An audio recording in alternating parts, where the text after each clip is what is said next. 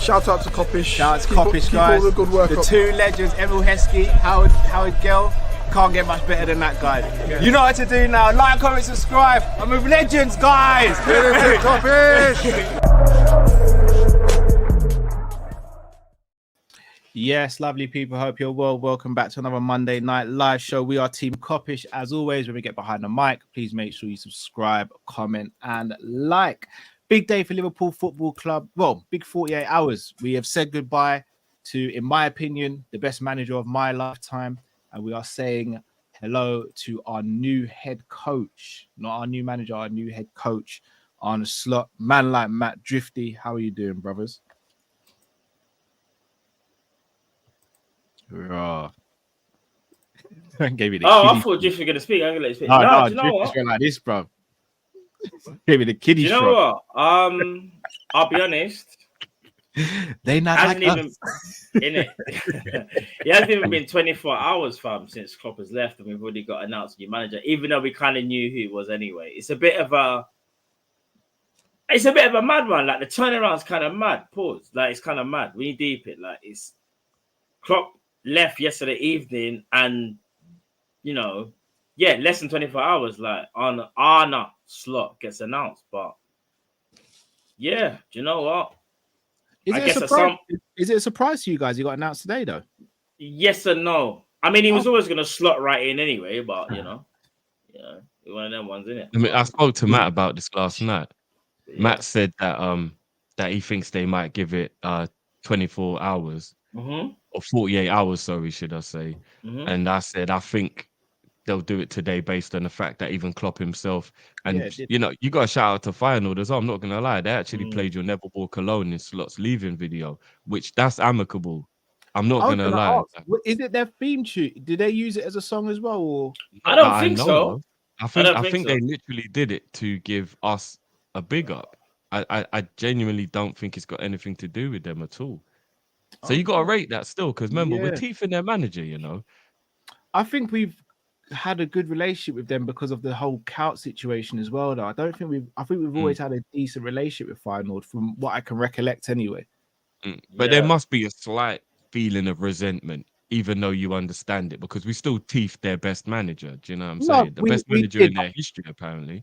I also think we probably did it in a respectful way, and I think Slot's handled it in a respectful way as well, from what I've seen. He's very happy. Can you imagine if Liverpool was getting their manager taken by another club and we played the theme song to the team who he was going to? Oh yeah, come on, man.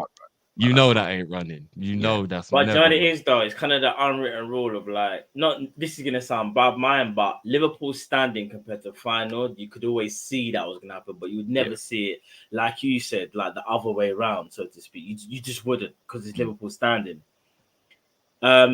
Yeah, but I'm gonna be real. Like you said, if we spoke, I thought it would be 24 hours. You were like, no, bro, they might do it tomorrow, which is today. And I was like, you don't think they're gonna give Klopp 24 hours? You don't think they'll do that on the Wednesday? Because remember, I think I said last week, like I think once the season's done, whatever, Monday. But I don't know why I still thought in real time, Klopp just left. They're gonna probably do it on Tuesday. That's what I thought. I thought it'd be today. But at the same time, when you deep it, we shouldn't be surprised because, I don't know. Oh, shoot. Safe. I just see what you just said. Safe, fam. You're right. Yeah. My mic's not even plugged in. Yo! I personally was hoping that they were going to do it 48 hours afterwards, or basically Tuesday. Let me not use hours. I was hoping they were going to do it on Tuesday. Put in the mic straight up. Because I wanted them to give more respect to Klopp. And I'm not saying it's disrespectful to do it today, but let's give us a little bit of time to simmer on it, rather than the whole out with the old, in with the new, real quick thing. But I think that might be. Do I sound right now? Does it sound better now? On my back? Yeah. I think that might be a personal thing, Drift. It could be. But this whole thing's gonna be personal, blood. For me. What did you say? Sorry, because I think I'm in agreement. Did he say? What did you say, Drift? Sorry. I said that I was hoping that they would let Monday just be Klopp Monday and giving us that time to like deal with it, have the whole situation, and then maybe Tuesday you can do the announcement. Do you see what I'm saying? But basically, going straight away the very next day, it's almost like just out with the old, in with the new, innit? Can we move? Like that's basically what it feels like. And yeah, we have given Klopp a lot of appreciation. No, but I don't. No, we have. You can never give too much appreciation. What's one more? All I'm gonna say is this: year, I know Monday's the start of the week. I hear that. Klopp left on Sunday evening. Yeah, everyone's catching up, watching videos if they didn't get a chance, the game, whatever they're doing, right? Would it have really hurt people that much if this announcement was on Tuesday? I'm not going to go at the announcement. I'm just saying I don't think if the announcement was on Tuesday, it would have been a bad thing either. I get it. And this is what I said. This is what I said in the video earlier. Shout out to the people that was able to watch, yeah? The way how Liverpool see things, and I understand that this is football. This is me taking myself out of the situation. This is football. Yesterday is old news. Today is new news. And that's how Liverpool are treating it as a business. I might not necessarily agree with it or enjoy it, if that makes sense, but that's how it is. Yesterday is actually old news. That was Klopp's reign. It's over. As bad as it sounds. And this is the new wave. And now it's Arne slot. Do I think Liverpool could have done this on Tuesday? 100%. I do think there would have been no harm if Liverpool just went, you know what? I know Klopp sung the thing. Yeah. We all know that Liverpool fans already know who he is. If it was announced on Tuesday, I don't think people are gonna get annoyed. I really don't. They just lost one of the greatest managers in their history. This man was able to take us to the promised land that other managers couldn't even do. This man, what was it? 30 years. We had to wait for one prem, and he was the guy to do it. If you gave a man another 24 hours, it wouldn't. Could Troy not have a point here? What's that? Maybe Klopp wanted the announcement. Maybe that's why he co-signed it with the chant and everything. I think Klopp and let's be real, we all knew Slot was coming in. So so no, look, Klopp is selfless, trying to big up that new manager that's about to arrive, bro. That's what I'm saying. Like, could it not have been Klopp who was just like, no, announce it, guys. Yeah, it's not a big deal. I'm just saying at the same time, if it was on Tuesday, pretty much announced it yesterday, boys. No, we know. That's what I'm saying. I ain't got a problem with it. I ain't got a problem with it. I'm man enough to admit I'm nitpicking, bro. It's just I was watching the video, bro. I was watching the video of Jurgen speak to I'm gonna be petty as fuck until I feel better. Oh boy! I'm being serious, you man. I'm gonna be petty. I know, dude. That's why I'm laughing. No, it's gonna be petty still. I can't. Do you know what? I was gonna start. All right, so just caveat, boys. I was gonna start regarding Klopp and doing an appreciation for Klopp, but there is some breaking news. I just want to read a tweet. Shout out to Lakers, and a few of you in the comments have alluded to it as well. Salah posted a tweet recently saying, "We know that trophies are what count and we will do everything possible to make that happen next season. Our fans deserve it and we will fight like hell." That's what Salah just said just now. Mo Salah just said that just now. Let me go cross the eyes and Bro, you don't trust me, man. Now I need to make sure your sources are correct. Wow. Bro, you're actually looking, man. There's a lot of burners. There's a lot of burners. I'm joking. It's him, bro. Man said, it's him. It's Mo. I'm going to put a disclaimer out right now. There's going to be people that are going to catch shots. And I don't mean it. It's just part of the game. If you spray a Uzi, somebody might get hit. Oh, yeah, I see it. Is everything all right, bro? So Salah's staying. I'm all for it. Salah's my guy. But somebody put him on that yam diet. Somebody get him some dumplings and some hard food because he needs that power back in them shots. So, bro, you coming at Salah, bro? You're going at Salah. Everybody's getting it. No, do better, Drift. Not Salah, bro. Everybody's getting it till I feel better. Bro. You can't be Salah. Everybody's getting it till I feel better. Bro, we can't be Salah, bro. I'm dangerous. If you not want to kick me out because I'm dangerous at the moment. Imagine this year, a man that said that he needs to put power in his shot is still the top goal scorer and top assist maker, I believe. And top assist maker. What does that say about the others then? They're moving like what? He says he'll be even better if he starts eating hard food. They got 2 left feet. Listen, I'm gonna be honest. I'm gonna get him some yams, some plantain, some dumplings. Somebody get him some hard food, man. All right, let me ask you guys a question. First and foremost, there was a lot of rumors linking Salah away this summer, especially if Edwards coming back. It seems as though he's staying. If we take it on face value, obviously things can change. We've seen that every summer. Are you both happy he's staying, or are you both happy Salah's staying, or would you prefer to see him potentially be sold? I'm only happy he's staying if he's signing a new contract, though, because I don't like the idea of him walking away for free. That sounds like madness to me. Can I ask you a question? If we won a league next season and Salah was a big part of it, and then he walked away for free, would you still feel that way? Yes and no. I'd be absolutely over the moon he stayed to win us that title, but the FFP thing's real now. How do we replace Salah without money from him, essentially? Like the money you get from him. Firstly, I don't believe in FFP, and I think we'll see that when City get away with pretty much 115 charges. And secondly, bro, if any team is not to be concerned with FFP, it's Liverpool Football Club, bro. Like, no, but we need the money to replace him, though, bro. Genie, Bobby, we've seen so many of our star players walk away for free. Salah can't go down that road. He can't, bro. We've also seen so many of our players be sold so we can buy other players as well. We've also, we're not sell to buy. Our model has moved, but bro, we don't spend crazy money. Like even last summer, I don't think we spent crazy money with all the players we bought and sold. If you're trying to replace Mo, we must have recouped money to help. We must have recouped about 60 mil last summer, no? I think something like that. Yeah, around that, and we spent. So we bought Szoboszlai for 70. McAllister was 35. That's 105. A 40 for Gravenberch, that's 145, and then what? 15 for Edwards. We didn't spend a lot. 160. We didn't spend a lot. We didn't spend crazy. Look, all I'm saying is we need to make sure that we do get something for him. So if he's staying, just give him a contract extension. That's fine. No, I hope so. But don't let him walk away for free. We all sat here when Genie left for free, when Bobby left for free, and we said this is madness that these star players that we could have got money for are just going for free. Yeah. We can't let Mo, who is the biggest asset at the club, essentially, walk away for free. That makes no sense. That's not good business on any. Bro, I'm saying 1 year extension. That we should give him business now.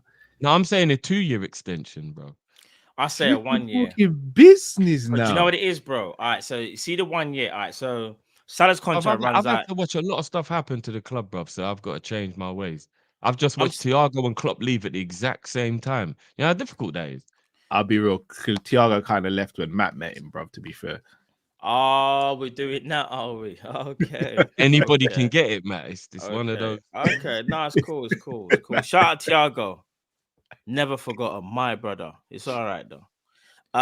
But now, all jokes aside, I do think a 1 year extension would be the right move because I think 2 year you're almost giving Salah a bit too much too soon because he could also change his mind in that 1 year extension and be like, I think I'm gonna see out this other year, like, and we might want to sell him, but he's still got the year, like the biding time. What you're trying to basically do is you're keeping Salah honest and the club honest by doing 1 year. If he has a good year and he wants to go, even after that year, he's still got that year in it. Do you get what I'm trying to say? 2 years, I think, is too much because Salah's 32, he will be like 34. I think when you get to that stage of your career, and because he's such a high earner, for me, the 1 year makes more sense to me. And that way, you're not guaranteeing him the 2 years because I'm going to be real. Salah has the right as any player to be like, say Liverpool after 1 year are like, yeah, it was a mistake giving you that 2 year deal. We need to flog you. Salah might be like, no, I'm sitting put. I ain't moving. I'll collect that 1 year. If you lot don't want to play me, I don't know Salah wouldn't do that. He's not like that, but I'm saying he's within his own right. Be like, I don't want to play for any other club. But you could flip it on its head though, bro. You could say under slot, you could absolutely be cooking, and we're like, yo, and he's only got 1 year left, and then he's in the driving seat, and then we're the ones who were like, oh, what's going on here? What do we do? So it works both ways, fam. I understand that. I just think personally, the thing is, we've seen signs. I think you'll be kind of blind. Anybody will be blind to think Salah hasn't declined in some sort of way. And they know it. The people can see it. We all see it. This just, do you know what I mean? So that's why I say the 1 year. You don't know, a lot could happen in 1 year. We've already seen that. Do you get what I'm saying? In football, a 1 year is a lot of time in football. That's why I say 1 year is enough for me, and then you assess it next summer. Let me ask you boys a question. Salah's position in the team has been another thing that's coming under questions. If he is staying like it seems like he's going to, where does Salah play next season? As Drift, I'll start with you. Where does Salah play in the team next season? Does he stay right wing? Does he move into the 10 if Klopp plays 4-2-3-1, or does he go as a number 9? As much as I love Salah, and I'll be happy for him to stay, no doubt, I don't think there's any footballer in the team apart from Alisson that in that first day of training is in the first team for the first game of the season. Yeah, you needed this, man. All of you, apart from Alisson, have to prove that you are the guy and you are the starting lineup guy. Yeah. That's Salah. That's any of you, man. Where Trent, have you been I don't hiding, care bro? who you are. You need to prove that you were the one. So at the moment, they're all squad players, Cal. All 25 of them. Hiding, bro. They're all squad players. This is why Klopp needed to leave for this to happen. Imagine that. Drift's now starting his full villain arc. We love to see it. Yeah, starting, man's on the tip of the arch, bro. Bro, do you know so much, yeah? Drift, yeah? I never thought I'd hear the day. I never thought I'd hear that from you. I'm so proud of you, bro. Are you sure though, bro? Are you sure you mean it? Don't do that, man. Don't do that. Don't do that. No, because we need to make sure, bro. Matt, what did I tell you yesterday? I said life will never be the same. And I fucking meant it, bro. Yeah. Man like Sully, you know. Man like Sully, you know. I meant it, bro. Man like Sully. That's your name from that. Sully from now on, bro. I meant it. 850 no more. Sully. Do you know what? Do you know why he's not Sully? He's not Sully yet. Right now, he's the Shane. I will reserve judgment till the end of the season. Give me the money. Yeah, I would give you the money. You're lying. Can you not stop it? I told you I ain't seen the last episode yet. You're lying. What happened to her? Hey, we'll give Drift to the end of the season. Pre-season then, Drift. Where would you play him? I'm moving Nunez. I'm moving Salah centrally. So 9 or 10. I want him to be like a support striker / number 10. So number 10. I don't think Mo should be wide. I'm not saying he can never ever play there. I think if you want to get the best out of Mo now at this stage of his career, and you lot know I'm not even capping because I said this weeks ago, I think he needs to be moved centrally. We need to find a spot for Mo closer to goal, centrally, where he doesn't have to worry so much about pace. It can just be about finishing and passing. Whatever we need to do to get Mo into situations where it's only about passing and shooting, not taking players on and having to do all that like stuff what he was doing when he was a young buck. Now it's just about getting him as close to goal as possible so that he can just do what he does best, which is put the ball in the back of the net or set people up. So whichever way we got to do that, we got to do that. Okay. Matt, what are you saying for Salah? 9, 10 or wing? I will see how he fares on the wing first to see if he can still do it. I'll see how he fares first. If he can't, then we try and see if he can play the 10, which I think he can do. But here's where things might get techie for all the Salah like fanboys out there. The way how I see Arne Slot's team press, Salah has to be instrumental in that, whether he's on the wing or whether he's playing centrally as a 10. Don't want to see no false 9 thing because the number 9, in my opinion, needs to be able to stretch the defense and wreak havoc, so to speak. He needs to be a problem. Salah's not really that type of player. If Salah is that 10, he would need to do what's asked of him from Arne Slot. If he can't do that, I'm more than happy to let Szoboszlai or Harvey Elliott play that number 10 role, even a McAllister. So that's why, going back to Drift's original comment when he was talking about sentiment, Salah has to earn his right to either play right wing or 10 if we play the 10, the 4-2-3-1. Because Arne Slot has also said, there's even a quote, Sometimes I play 4-3-3. And if it's 4-3-3, it could become a bit of an issue because Salah might not be that tricky one-on-one merchant anymore, even though I still think he's good. He might not be as consistent, but also Salah's also not a number 8. So that's why I will say it depends what Slot can extract in terms of tactically from Salah and Liverpool. I don't want us to kind of, what's the word? Build the team around Salah, because Salah will only have a couple of years left. So it doesn't make sense for you to build a team around someone who is kind of like on not dwindling, but is at the latter end of his career. Because we've done it with Trent under Klopp, and it made sense in a sense of Trent is a young buck, and you're trying to build around the team around the future captain that Liverpool saw. It doesn't make sense to build a team around a player who some people want, some people might want him to go. Some people think he's not the same. So therefore, Salah has to earn his way to either the right wing or the number 10. And that's not me trying to like get out of the question, but that's just me being honest, bro. He has to earn his right, bro. I hear it. If I want to be honest, I don't think he's a 10. Not anymore. I think support striker could work, but I don't think, because we're a team that's on the front foot a lot of the time, I don't think we'll have that space in behind for him to be a support striker in the way I think it'd work for him. I actually still think right wing would be his best option, but with a natural right back who'd be willing to go beyond him, which will allow him to open up space so he's not always going to be double and triple teamed. But I'd still like to see him play on the wing. At a push number 9, I wouldn't like to see him in a 10. Number 9. Maybe if we're chasing a game and we've got a team like shackled in and boxed in, maybe then, but not from the start of a game. I prefer him to play as a 9. I just want to see him play wherever he can clock people.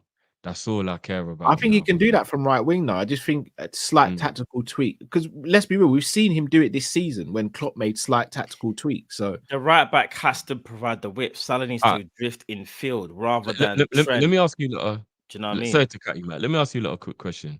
How about we change the front 3? Yeah, 4-2-3-1 is essentially what Slot likes to play, right? But if you look at the situation of the players that we have, would we not be better if that front 3 was an upside down diamond? So you know how we do it now, where you've got the tip of the diamond that will be centrally, and then you've got the 2 wide players that are out wide.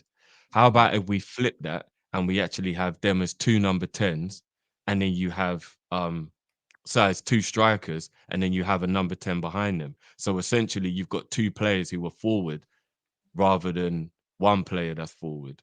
So then you could play Mo and Jota, or Mo and Nunez, or Mo and whoever is the striker as a 2, and still have a number 10 behind them, who'd be Szoboszlai, Elliott, whoever you want that to be.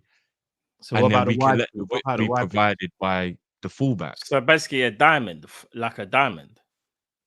Essentially. So 4-1-2-1-2. Yeah, 4-1-2-1-2. Sound like 4-4-2 diamond, however you call it. Yeah, 4-4-2 diamond or 4-1-2-1-2. I'm just asking because if Salah was up front, but he had a support striker, so he had a support partner, so he could drop a little bit deeper still. Would that not be better for him? The thing it would be very narrow. All right, yeah. The reason that's when the width would be from the fullbacks, Cal, like we used to back in 18, 19, 19, 20. But you also got width from Mane and Salah. That's those. I was going to say the conundrum is when we did it with Firmino. A lot though, man. They didn't really go both. wide very often. Are you forgetting Mane getting chalk on his boots and duppying a man and then getting dragged into the box, bro? Every now and again, but like they were very much more game. Remember, Bobby used to drop in, and they would always be very central. I'm not saying they never went wide, but they would be very central. That's why Bobby would drop, and they would take the space in the center. So we still used to have Robbo and Trent pretty much be 75% of our width. Like, we're being honest, they were 75% of our width during our peak. Doesn't that leave us? All right, so how do we defend then on the transition and drift? Let's say our fullbacks are higher up the pitch and we get caught on a counter. How do we defend that situation? Well, I would probably want there to be a double pivot. Yeah, but that's still centrally. Wouldn't teams effectively try and soak up pressure and hit us on the wings if our fullbacks progress? All right, so let's just say, for an example, in the pivot, you've got. Let's only use the players we've got. Hopefully, we buy people.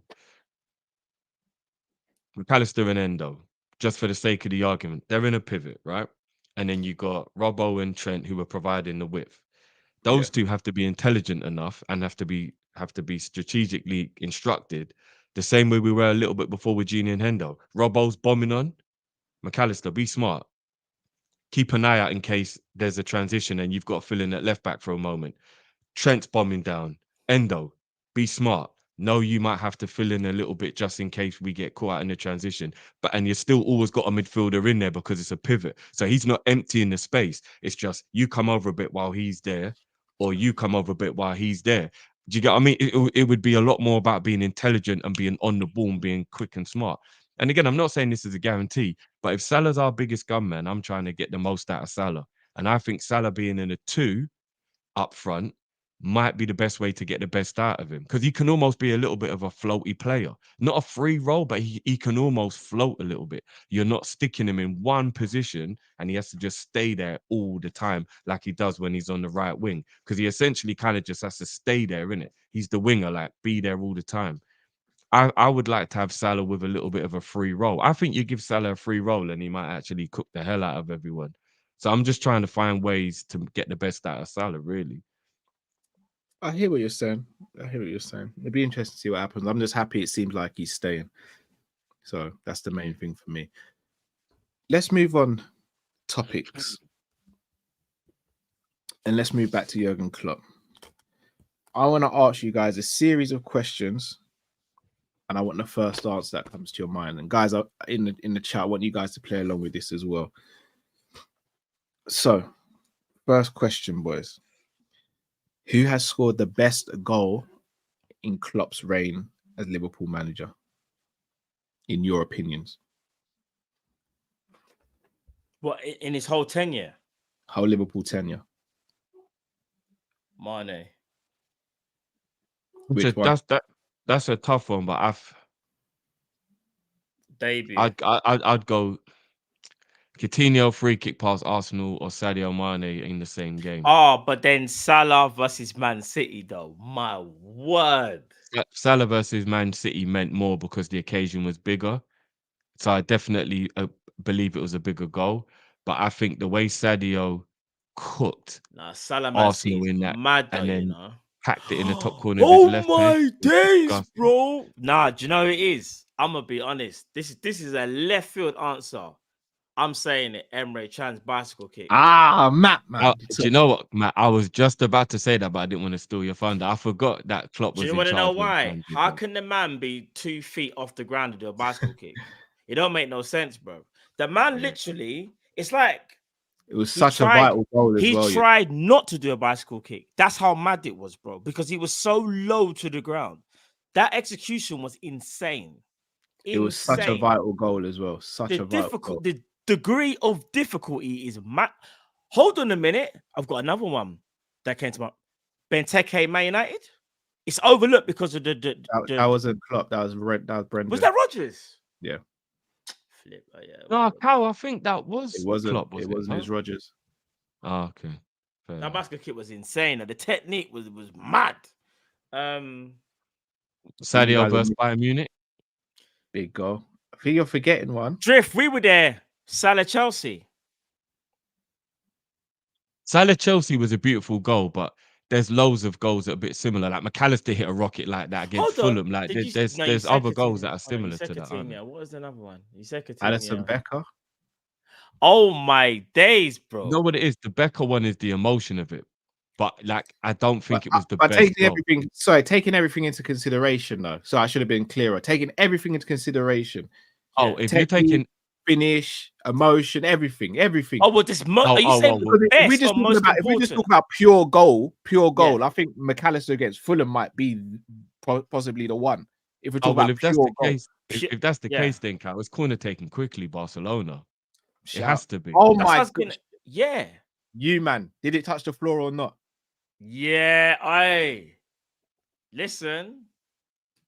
But if you're taking absolutely everything into account, Cal, it's got to be corner taken quickly, Barcelona. That has to be the goal if you're taking That's the every most single thing into famous. account. Yeah, like You know, I'm most- still going Allison over that one. Shall I tell you why? Because without that, we don't get top 4, and it was literally like the last kick of the game. And he was so unexpected to score that. We still had time after Origi scored that goal, and it was a brilliant goal. Him and Trent like on the same wavelength. Allison came up. No one expected him to score or do anything. It's the last corner of the game. We had to win the game to get top 4, and he did it. Alisson's goal is my favorite Liverpool goal of all time. This doesn't have necessarily meaning like that. Do you remember Coutinho versus Southampton? That wasn't Klopp. Was that Rodgers again? Was it the black kit? The black, the black and red. Was it black and red? It had That was Rodgers, yeah. Was that Rodgers? And it had the little collar. Yeah. Yeah, that was Rodgers. Bruv. Aye, shout out to Tosin. Lovren versus Dortmund's up there. That meant something. That did. Lovren versus Dortmund's up there, you know. That meant something. That meant something. Shout out to Adnan. Was it Adnan? It might have not been Adnan. But shout out to whoever it was. Bobby versus Arsenal, the one where he dribbled through and yeah, he sat the 2 defenders down. I remember. Bro, there's so many. There's so many goals. I'm bro. going Allison. Oh, Salah versus Roma in the first leg. The top bins one. We told Allison, you're gonna step to Liverpool. This is what you're gonna have to deal with in training. Probably even Salah versus Tottenham. Aye, Cody's dink over Man United for the 7-0. Don't sleep on. I was there for Salah's goal against Tottenham, bro. Wait, bro. Man was on the byline and he done the jinky thing. It was crazy. Are you mad, bro? Bro, there's so many goals, man. So many goals. I'm just thinking now, like, oh my days. For me, it's Allison. It's between that and corner taken quickly. Oh, Sturridge versus Chelsea 18-19, top bins. Yeah, nah, that was cold. No back. Oh my, that goal was cold. No backlip. Man just stood there and just packed it. Didn't even no run up, no nothing. Man just stood there. Bang, goal. Headshot there, bang. I think it's between the Allison and the Trent. Those are the most iconic goals. Yeah, the most iconic. For me, it's Allison. I'm cheating. For me, it's a draw. I think those 2 are the most iconic when I think about it now. Corner taken quickly will never happen again. Alisson Becker will never happen again. For me, it's a tie. I know I'm copying out, but yeah, for me, it's a tie. All right. Next question. The one player that we were heavily linked with that we didn't sign that you wish we did sign. Mbappe. Come on, man. No, 2020 was real, fam. No, it wasn't, bro. Who kept on getting delayed every year, fam. I'm not buying it. And then it got revealed. We spoke to Mbappe. We spoke to Mbappe. Yeah, bro. We spoke to him. We spoke to him. Doesn't mean it was close. It was never close, bro. Bruv, we spoke to Mbappe, so I need to know. That's the one that got. No, I'm joking. If I had to, all right, the ones that really, really got me mad was Bellingham, Tchouaméni, Caicedo at the time.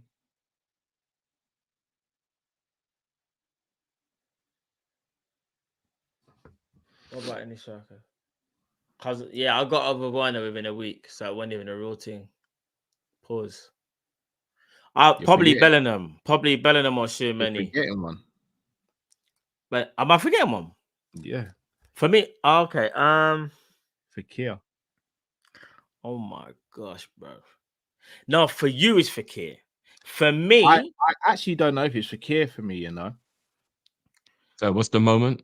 I think no, so this one drift is the one player that you wish we signed that we were heavily linked to and had genuine interest in. There's a top 3 in my opinion. Is that why Matt said Mbappe? Yeah. Oh yeah, Mbappe, bro. But I said all jokes aside.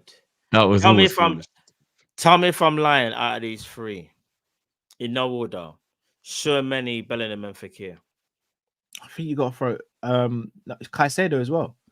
I put Caicedo there, but bro, I was more disappointed with bro. Nah, let's be real. We all wanted Caicedo going into the summer. We all wanted Caicedo at Liverpool.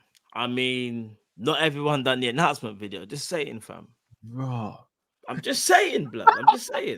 You put yourself out. Yeah, okay. I see what's happening. So Drifty's become the villain. You put yourself become out the there. antagonist.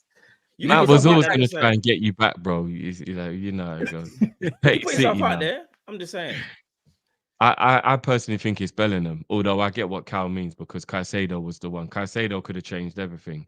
But I think looking at the way the season went, and this isn't being shady, this is just me being honest, and you look how ineffective Szoboszlai was across the whole season. What's the name you're going to say, Drift? Who? The way Szoboszlai was so ill-effective across the whole season, I Agreed. think Bellingham would have won us the league. So I'm going to go Bellingham. I don't, boys. Bruv. Bellingham would have won us the league, Cal. All we needed was somebody. Where would Bellingham it's either Bellingham or Shermany. You know Bellingham what? would have played right-sided 8, bro.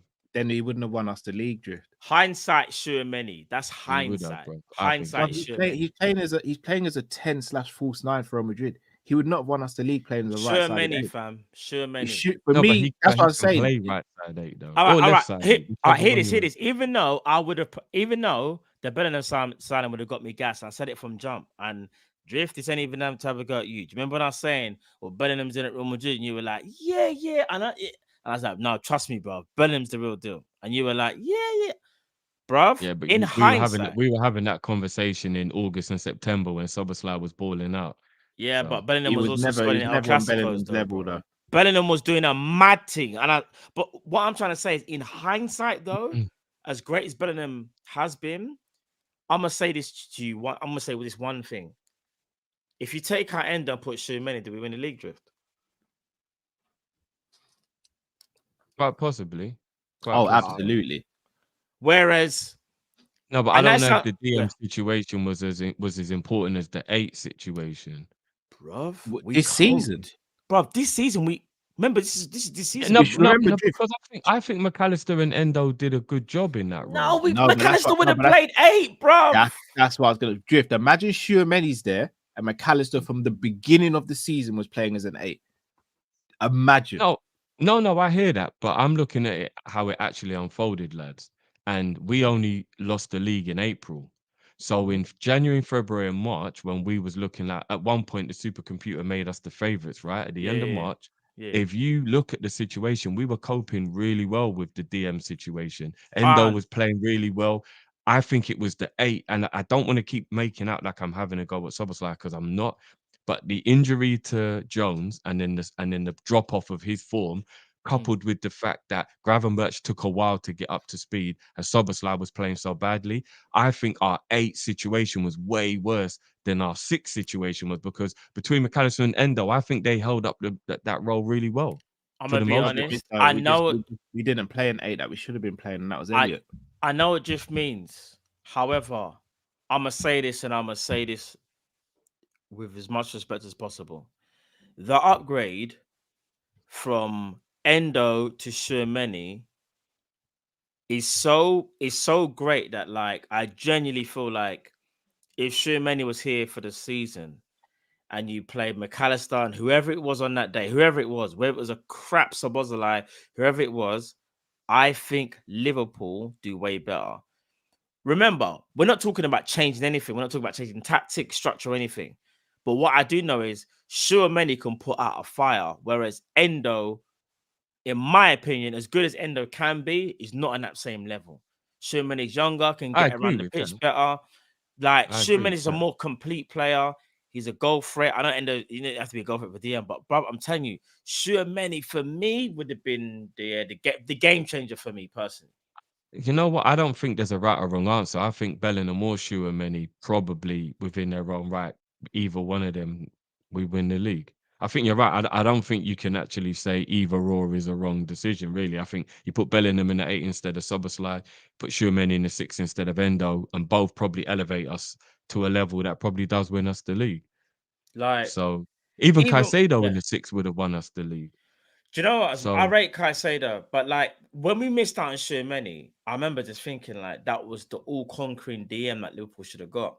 Yeah. And what's so mad is he's gone from strength to strength to the point where he's even had to play emergency centre back, where like he's inadvertently evolving his understanding of the game by playing at centre back in an emergency. Like, bro, this guy. He would have extended Fabinho's career, possibly Henderson's as well. It's different, bro. I can't even expect. Bro, Tchouaméni can do the 8 as well, you know.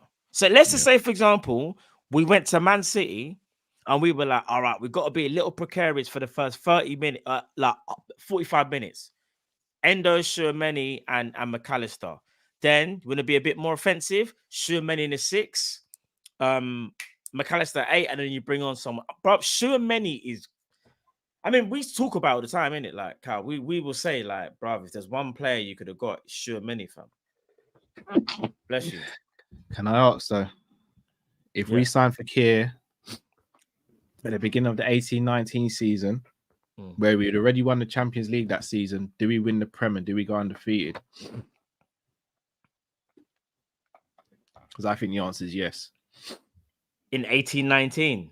Yeah.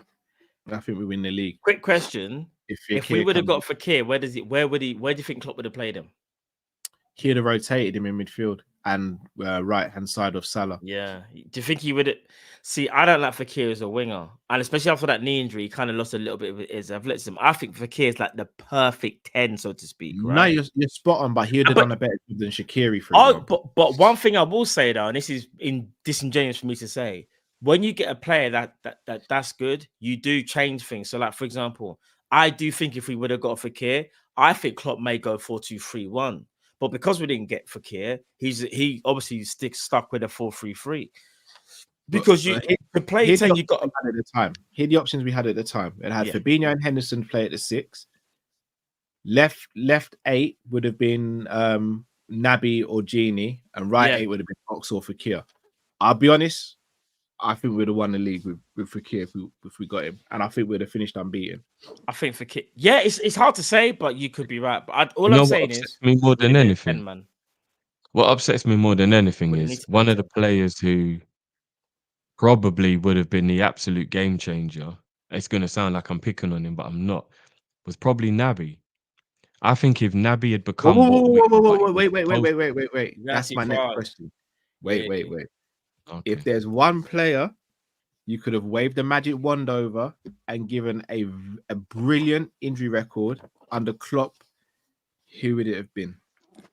Drift, you want to continue your statement, or have you got someone else in mind? Oh no, if you want to go down that road, I'm going to go Daniel Sturridge.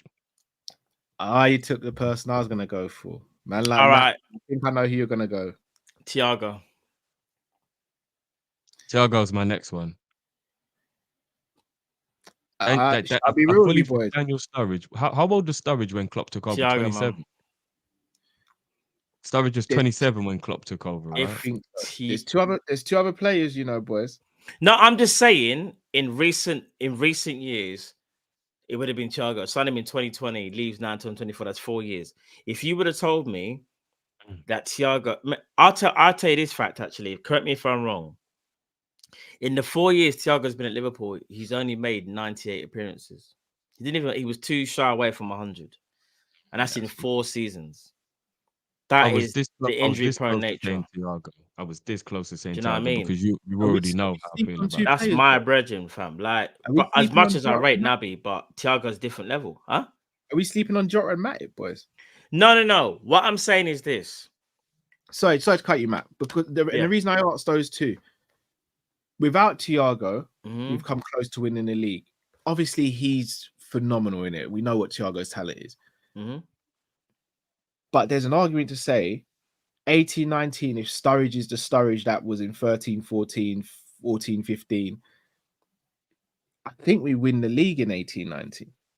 I understand that, bro, but Sturridge was a shell of himself. Remember, out of all the players, Naby Keita, Thiago, Daniel Sturridge, Jota, we got to shout Ox as well, you know. Oxlade-Chamberlain. No, mate, I'm naming them all them players, yeah. Out of all those players I just mentioned, when we signed all those players at various times, yeah, The only one that was a bona fide world-class superstar, and that's because he had done it on the world stage, was Thiago. If Thiago of old was to show up at Liverpool and didn't have no injury issues, Thiago would still be at Liverpool now. He will just be doing what Thiago does in it. Thiago is one of the best of his generation. He is such a talent that he doesn't get spoken about because of his injuries. I will go one better. When you talk about Luka Modric, we should be talking about Thiago, but because of the injuries, he won't get spoken about like that. But if you're talking about raw ability and raw talent, in my personal opinion, Thiago can speak to all of them brothers there. Oh, absolutely. The talent is there. Bro, this guy, some of the stuff that, remember, 21-22, NFT midfield. There was a reason why that got made up. Thiago, who was it? Naby, Fabinho, and Thiago. Yeah, that young one was going for the quad, and we had that little NFT spot for a time. That's the best I've seen at Liverpool midfield, in my personal opinion. Like in that, even if it's a small sample size, the football that we was playing, we was cooking up. Bit different from the Henderson, Wijnaldum, and Fabinho, which might have been more effective. But in terms of actual ability on the ball and being able to create chances, kind of like swashbuckling football, bruv, that Liverpool team, NFT, bruv. Yeah. You know what? You're making me think it is Thiago the more you're talking. So like I'm fully on board with that. But the only reason why I've gone with Sturridge is because you see Matip, for example, Cal. He'd have been the best striker in the league, Drift. I think he would have been the best striker in the world. Like that's how highly I rate Daniel Sturridge. Like if Daniel Sturridge, there was 11. I would have said top 5 in Europe, but yeah, there was 11. No, but you know what Sturridge was, bro? Sturridge was Harry Kane with pace. And what's better than Harry Kane with pace? Nah, bro? he wasn't. He was different from Harry Kane. You know? Very different, you know, Drift, I think. He could drop deep. He could get involved. He was skillful. He could pass. He could finish. He was clutch as fuck. And he had pace. I'm talking about Chelsea. No, I know who you're talking. I don't think I'm agree with Harry, though. Harry Kane never had like real pace and couldn't really, you know, like dribbling, like couldn't really. Remember, we didn't know Harry Kane. I think Harry's a lot stronger on the ball than Sturridge as well. Bit more, yeah. Bit more physically imposing. That's like a bad freeze frame for Drift. Yeah, still. that is a mad. Oh well, let me remove him. Oh no, he's back. He's back. Just in case. So was that my one? Yeah. So remember, we never knew say Harry Kane could drop deep until he was what 26, 27. Spurs man knew, you know, Drift. Look, I'm just saying, and here's the other thing as well. I don't know if you agree with this, Matt. Even though their injuries have been mad frustrating, we've still seen Matip's peak at Liverpool, and we've still seen Jota's peak, and we've got to enjoy it. We never got to enjoy Thiago or Sturridge's peak, in my opinion. Yeah, and that's one of the reasons why I think I would pick those two, because the injuries for Matip and Jota are mad frustrating, but we watched them ball out. We knew we got some of their best. Yeah. Especially Thiago, we never even got close to his best, like not even remotely close to his best. We saw a snippet, like I said, but we're talking like, if we're being honest, out of 4 years, I'm going to sit here, bro, and say 20 games, 30 games max in 4 years, bro. That's what some people do in a season. Yeah, it's crazy. I'm not mad at anyone who picks either of those two.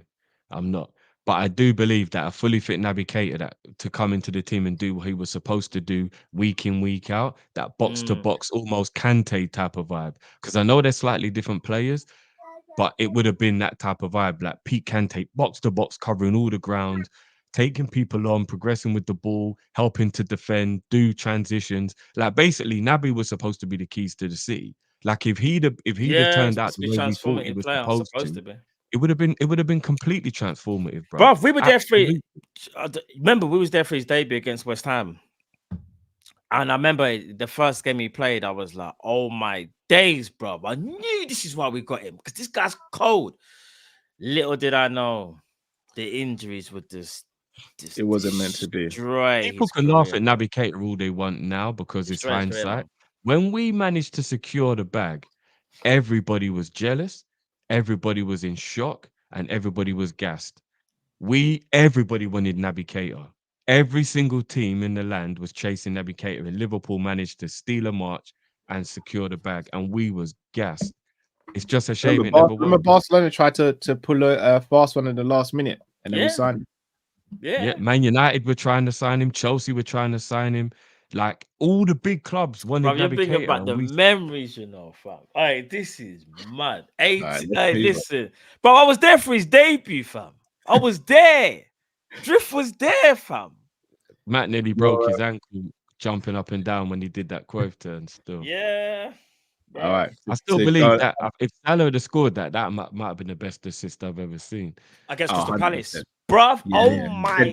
Sent Townsend to the Tesco's. Imagine, man said, Townsend was like, yeah, this is Salah's part. You're going to get pressed. Naby Keita just went, pressed? Press resistant, fam. Man just went like this. Gone. I was like, oh my gosh, bro. But not only that, when he dropped the shoulder, yeah, it was the final ball, bro. Straight onto Salah's It was foot. ridiculous. Salah controlled it, bro. And then Salah just went, yeah. Did Salah try to do a lob, I think? Yeah, he tried to lob him. Why would you not just run and take it from the goalkeeper or just the lob was the best option. He just slot it in, bruv. Arne slot, bruv. You know, like that, bruv. Let me ask you boys to change mood a little bit. The most painful, in fact, no. Yeah, the most painful loss we've had under Klopp, in your opinion? Bro. Oh, without doubt, the 17-18 Champions League final. Oh, mine's the most recent Champions League final. Oh, okay. I could live with 17-18 because of the context around it. The most recent one, we should have won that game. We would have. But you know what it is? It was the manner of which we were so hyped, we were so ready, we were cooking. We had Real Madrid shook. I think a lot of people forget the first 20 minutes of that match. Real Madrid was shook. Yeah, they were like we had them pinned back. Bro, we was on them. I know. And if Salah doesn't go off, we win that game. If Salah doesn't go off, we win that game. We nearly won the game without him, and that was only carries that fucked the whole thing up. If Salah's playing in that game, we win that game. I know it's all ifs and buts, but Salah's in that game, we win that Champions League. Do you know what it was for me? I'm with Carl. Although that one is a very, very close second, if not joint first, and I'm cheating it. But the last Champions League final we was in, bro, in my opinion, we were the better team. We was a team in form. We were on it, bro. Like, all because of one mistake as to why we lost that game. And like, we kind of bossed the majority of the game. A lot of players were in form. Remember, Salah and Mane were doing their thing. Courtois had an amazing game. Ibu was playing very well against Vinicius, as he always does, bro. I felt like that one was meant to be, because that's when we were at, like, we were going for the quad, innit? We were going for the quad, something unprecedented, and we had a right to, because everyone feared us for a reason. But in that game, I genuinely thought we're going to beat Real Madrid. Whereas 17-18, it was more of, I think we can beat them. I think we can do it because we got Salah. And because Salah was in the manager, Liverpool just started their kind of like their mission, so to speak. Whereas in 21-22 is when it peaked, bro. Going for the quad, yeah. And I was like, nah, this is it now. We're going to show these, man. Revenge season. Remember how Salah was talking? Salah was like, I want Real Madrid. There's another game. I know what you're going to say. I wasn't there. You man witnessed that. I wasn't there. I remember I phoned you, man, at the train station. Yeah, I almost lost my life that night. At Liverpool. Do you know what? That game was frustrating, but my strong hand. That game was frustrating, but I think I've just thought of one that's actually more frustrating that I would want to change if I could. Whoa. That's the next question. If there's one result you could change of Klopp's tenure, I think we'll all agree on this one. But just for argument's sake, which game would it be and why? 18-19 season, Man City away. We become invincible Centurions if we win that game. Yep. With the double. That would have been the maddest. We would have done the Champions League, Premier League double, 100 points, invincible. And do you know what? I'm not even trying to, because you're people say I'm a party people. There's one reason why I think, if I've got this game right, we didn't start Fabinho in that game, and I was pissed off if that's the right game. We didn't start Fabinho. I think Fabinho came on as a substitute, and I was there thinking Fabinho should have started, and I think we'd have won that game. Correct me if I'm I right. can't remember if Flacco was on the Chat, bench. am I right? Am I right on that? Fabinho didn't start. I'm almost certain Fabinho didn't start, and I was vexed, bro. And I remember thinking, the midfield three of Henderson, Milner, and Wijnaldum. I knew it, bro. Who, bro? Don't get me started. No, but I still think we played really well in the game, Bruv. No, we didn't. We didn't start playing. I'm telling you, when Fabinho came on, bro, I can't even explain it to you. It's like the players went, all right, we remember the goal we scored, one of the best goals under Klopp's tenure, where it was like 30 passes. No, I think that's the best team goal that we scored without a doubt. That was the best team goal by far. That 40 passes or something, right? But and that's when Flacco steps onto the pitch and said, I'm the captain now. I'm the controller. You man deal with me now. But it was too late. I'm also going to say something, and chill. I think if Matip plays in that game or Gomez plays in that game ahead of Lovren, I think we win that game as well. Possible. But it was Lovren that got done by Aguero for the first goal, right? And I think Lovren was the most at fault for the second goal as well. Yeah, he's ball washing a little bit. That's fair enough. That's fair enough. But that's the one result. When you asked the question about the injury thing, Cal, I think all of us kind of slept on Ibu. The reason I didn't mention Ibu is because I don't think we've seen enough. He's not been at the club long enough, and I don't think his impact is. We've seen more than him than we would have seen of Thiago and Sturridge under Klopp and all these players. Like let's say for example, Jota was fit last 3 years now, though, bro. Yeah, I know, but let's we've say seen Jota standout games from him where you remember, like obviously you remember. You know the thing about what injury would you change? Yeah, no, I know, but imagine if you make if Jota fit all injury free, I think we win the league. He could be the best. He could be the best centre back in the world. No, you're right. You're right. Yeah. Remember, if Jota was fit this season, just gone. Yeah, it's we like win the league. Yeah, I hear that. Even with a fully fit in 2019, we probably win the league. If Naby was fit in his Liverpool tenure, we'd probably do quads and trebles. No, all right, but all right.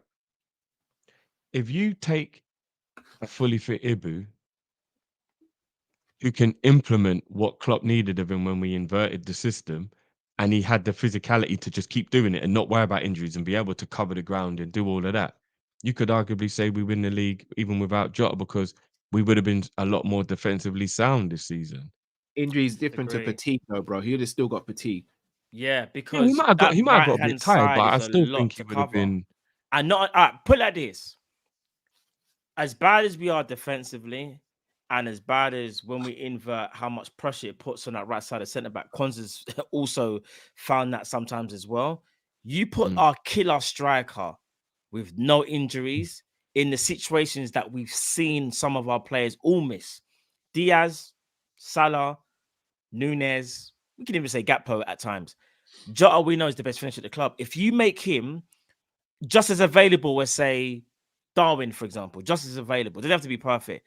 I reckon Liverpool win the league, because I feel like there's chances that would have fell to him that I think he would have buried at the other. Like, for example, the Arsenal game. What was that other one where we had that was it Man United? We had the counter, like 4-on-1 or whatever it was. Some absolute stupidness where you're like, oh my gosh, we didn't score that. How did we not score that, bro? I agree. I totally understand where you come from, but I think if you have a fully fit Ibu who can play 38 games every week, establish the partnership with Van Dijk the same way Gabriel and Saliba got to, and solidify it, no injury worries, always being able to play is optimal, then I think we don't concede goals that lost us the league even without scoring as many as we needed to. So I think you can look at it both ways. Like that partnership would have been impregnable.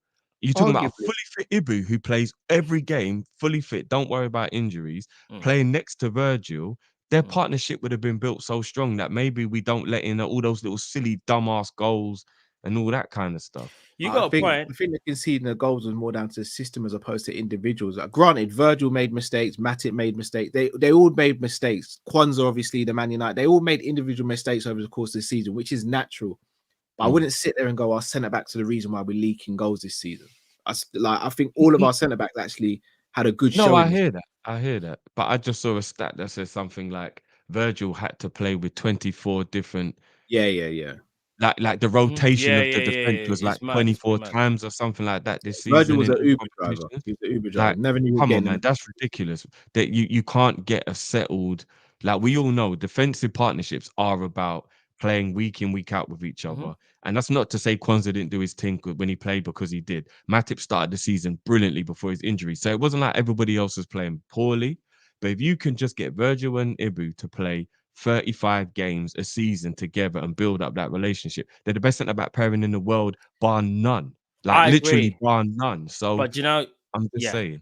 I agree. The only way that I think that could happen, though, you'd have to tweak the tactics so them man aren't doing so much one-on-one, like mad defending, bro. Where it's like, because of our expansive nature, them man are doing bleep tests every, like it basically. You're just asking them man to do way too much, bro. Like, whereas with Arsenal and City, they're a bit more compact and there's not much. I sound like Rafa Benitez, space between the lines. You know, Rafa Benitez, you say that all the time, but there wasn't as much space in between the lines. That's been one of our Achilles heel this season in the transitions. You take away that, Ibu has more of a chance of staying fit. That I definitely agree with you on that part. Agreed. Best win under Klopp's tenure, not including the Barcelona comeback.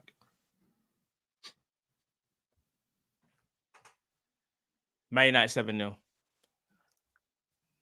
Okay. Maybe. I'll probably go. I hate that. I might change my mind on this, but I'll probably go Man City 17-18 Champions League home tie 3-0. Okay. I'm gonna go for a completely different one here. I'm going. I've got two, and one of them's gonna go completely over everyone's head, and I'm gonna get cussed for it. But I'm gonna give my reason. One was 1920 Man City 3-1 at home, because that when we won that game, that for me was we would win the league. They had no Edison in goal, innit? No, they didn't add Bravo in. You're right. I remember because Mane scored a header, and I was like, "This goalkeeper is whack, bro." There's two more. Edison was injured for that game, I think. Yeah, he was injured. Yeah. Leicester 4-0 away from home that season. I know the one you're talking about with Trent. I think it was like 3 assists. I think it was Trent won in a mad team. There's also one more game that season that I think goes under the radar. Yeah, Wolves away when we won 2-0. Bobby scored a left-footed shot into the top corner. I remember that. You know, funny. So I remember that. Yeah, that game for me gets slept on. I remember that because we had to digging deep. I've got another one. The Aston Villa one where Mane nearly got his head chopped. Yeah, 2-1. Him and Robbo. The reason why I haven't got that higher is because it was early in the season. And I know the City one was early in the season, but because we've been so close, I think if we lost or drawn that City game, it would have only been like 2 or 3 points in it. Because we won, I think we went 8 points clear. And when we went 8 points clear, I was like, these men they're not catching us. They're not catching us. The thing is, though, we've got there's so many, because I'm just thinking Origi last minute header against Newcastle to take it to the last day of the season. Origi Wolves drift. You remember that game? Oh, the swivel. Remember the swivel? Yeah. Remember, I can tell you that, bruv. I'm gonna do a cow here. Virgil's got the ball. If I've got this correctly, Virgil's got the ball. Looks for that diag. He's waiting. Fizzes it about 50 yards to Salah. Salah traps it. This is the first time Salah finally beats the defender. Salah burning down the ring. Crosses it in. Origi with the instep on the swivel half turn. Bang, left foot, bro. I've got 2 more for you, look. That goal is cold. Yeah, go. Roma at home, 5-2, Champions League semi-final. And Bayern Munich away, 3-1 quarter-final. Yeah, big shots. Yeah. Big shots. Mane on the swivel. Who goes to Bayern Munich and wins 3-1? Like, seriously, who goes to Bayern Munich and wins 3-1? Napoli 1-0 that season as well. Oh, yeah. So Alisson Starfish save. Oh, against Napoli. That save is a madders, you know. He doesn't make that save. You know that season done, innit? Yeah, season's done if he doesn't make the save. I agree. Season done. Yeah, I'm sure Klopp said that was his favourite moment of his whole Liverpool career, the Alisson save. I'm sure I saw him say I'm that. Klopp's like me, though. He's biased towards Alisson, innit? Like Alisson. Yeah, I don't want to say too much. It's probably an agenda. I think I know one of the questions. Do you want to know what's crazy? No, we're reminiscing about some of these games. Do you lot know that Pep and Klopp to each other stopped an invincible season? Yeah. When we beat them 4-3, we stopped their invincible season, and when they beat us 2-1, they stopped our invincible. Literally, without each other, both of those clubs do a title-winning invincible season. How crazy is that? That's mad, isn't it? That's mad, bro. That is crazy, bro. And it's even what hurts even more is the fact that John Stones' clearance was 2 millimeters away from going in. Yeah. And even if that game's a draw, we still win the league. We didn't even need to win that game. Just drawing that game wins the league. 2 millimeters. You just reminded me. And we're invincible and we win the league. Mad. You reminded me of the I think it's the Spurs game that if we beat Spurs in the 21-22 season, we would have won the league. Yeah, the 1-1. When Diaz got the equalizer and then we couldn't get the winner. Fam, if we win that game, we win the league. Facts. Klopp's best signing. Yeah, that's why I didn't say it. I know the script, bro. It's easy. It's easy. It's Alisson. It's easy. Easy. It's easy. It's not easy. Alisson. It's easy. It's Alisson. No, you might be right. It's Alisson. Yeah. To say it's easy is a bold statement, you know. Yeah, it's not. It's not. Shout out VVD. Shout out Salah. Shout out Mane. All them. It's Alisson. Alisson is the best signing we ever made under Klopp. All right. I'm gonna make cases for the others. Can I make a case for one? Oh yeah, who you got? Even though just not wrong for saying Ali, I'ma say VVD. That's what I'm saying. Big pause because I said the D a bit. You know who we've just completely not even mentioned, you guys? You go. Flacco. Who? Flacco. No, Flacco's cold, but he can't speak to VVD, fam. He's in that conversation, boys. VVD should have won Ballon d'Or in 18-19. No, I hear you. Ballon d'Or. Fabinho's in the conversation with them lot. He's in the conversation. No, he's in the conversation. He's definitely in the conversation. Bro. No, Matt, he's definitely, he is definitely in the conversation. Boys, 8 million Robbo. Kevin Stewart swap. Kevin Stewart swap deal. Wait. Kevin Stewart swap deal and top assist maker in all defenders. But can I? All right. Let me ask you this quick question. Robbo's in there. Jorginho's in there as well. He's in there as well. Of all the players that we know of, who's had the most impressive season? Salah. No, it's Virgil. It's Virgil. It's Salah. Have you ever seen a defender like 18-19 Virgil ever? Because I've seen Lionel Messi. No. Here what I'm going to say to you. Right winger doing up a madness. Virgil was a defender that should have beat Messi to Ballon d'Or, Cal. I hear it, but I'm going to argue if we win a defender. A defender. No, I hear you. They started to make up stats about you can't dribble past them and all them. No, I hear it. If Salah stays on the pitch, we win 17-18. Salah wins Ballon d'Or. Yeah, I agree with that. Yeah. Okay. No, but we could also say if any of those shots had gone in and we beat Real Madrid and do the cup treble, Mane gets Ballon d'Or. No, you're right, but Mane's season wasn't as good as Virgil and Salah's because the first half of that season, Mane wasn't great. Listen, I think it's a tie. I hear you. Salah and Virgil smoked their two seasons. If you take out VVD, I still think Mane's 18-19 or 19-20 season is like right up there though. It's not Ballon d'Or worthy like the other two. Bro, Virgil's 18-19. I don't think we'll ever see I don't think when you see another defender have an individual season like that, bro. I'm talking like no, we won't. The man was a colossus, something that like we haven't seen. I don't even know how to describe it, bro. But it's hard to explain that. Like, obviously Salah was doing his thing, but like so was Mane because it's 18-19, yeah. But bro, you know, every time we like Liverpool were playing, yeah, I was just like, we got Virg. We ain't losing because no one's getting past Virgil. No, I hear you. I hear you. But imagine the fear factor was from a defender. Like you see when they do the tunnel thing, and you see Virgil just looking. Virgil's doing that, bro. It's different, bro. If I'm gonna go with one person, yeah. It's touched. I'll tell you what it is. Alisson's my favorite player. I love Salah. Virgil for me changed he just changed things around the club. Yeah. We went from a team that Liverpool are sick when they're attacking, but they're terrible at the back. You can always get Liverpool. To just being but to your point, but to your point, this is why I'm actually going to defend your one. Or just I'm sorry. Alisson, bro, when was the last time we had a world-class goalkeeper where everything all broke down? How many times did we say, oh my God, Alisson bailed us out? He bailed us out with some stupid save, bro. No, but all right. So I'm going to say something a little wild here. I think you could have had a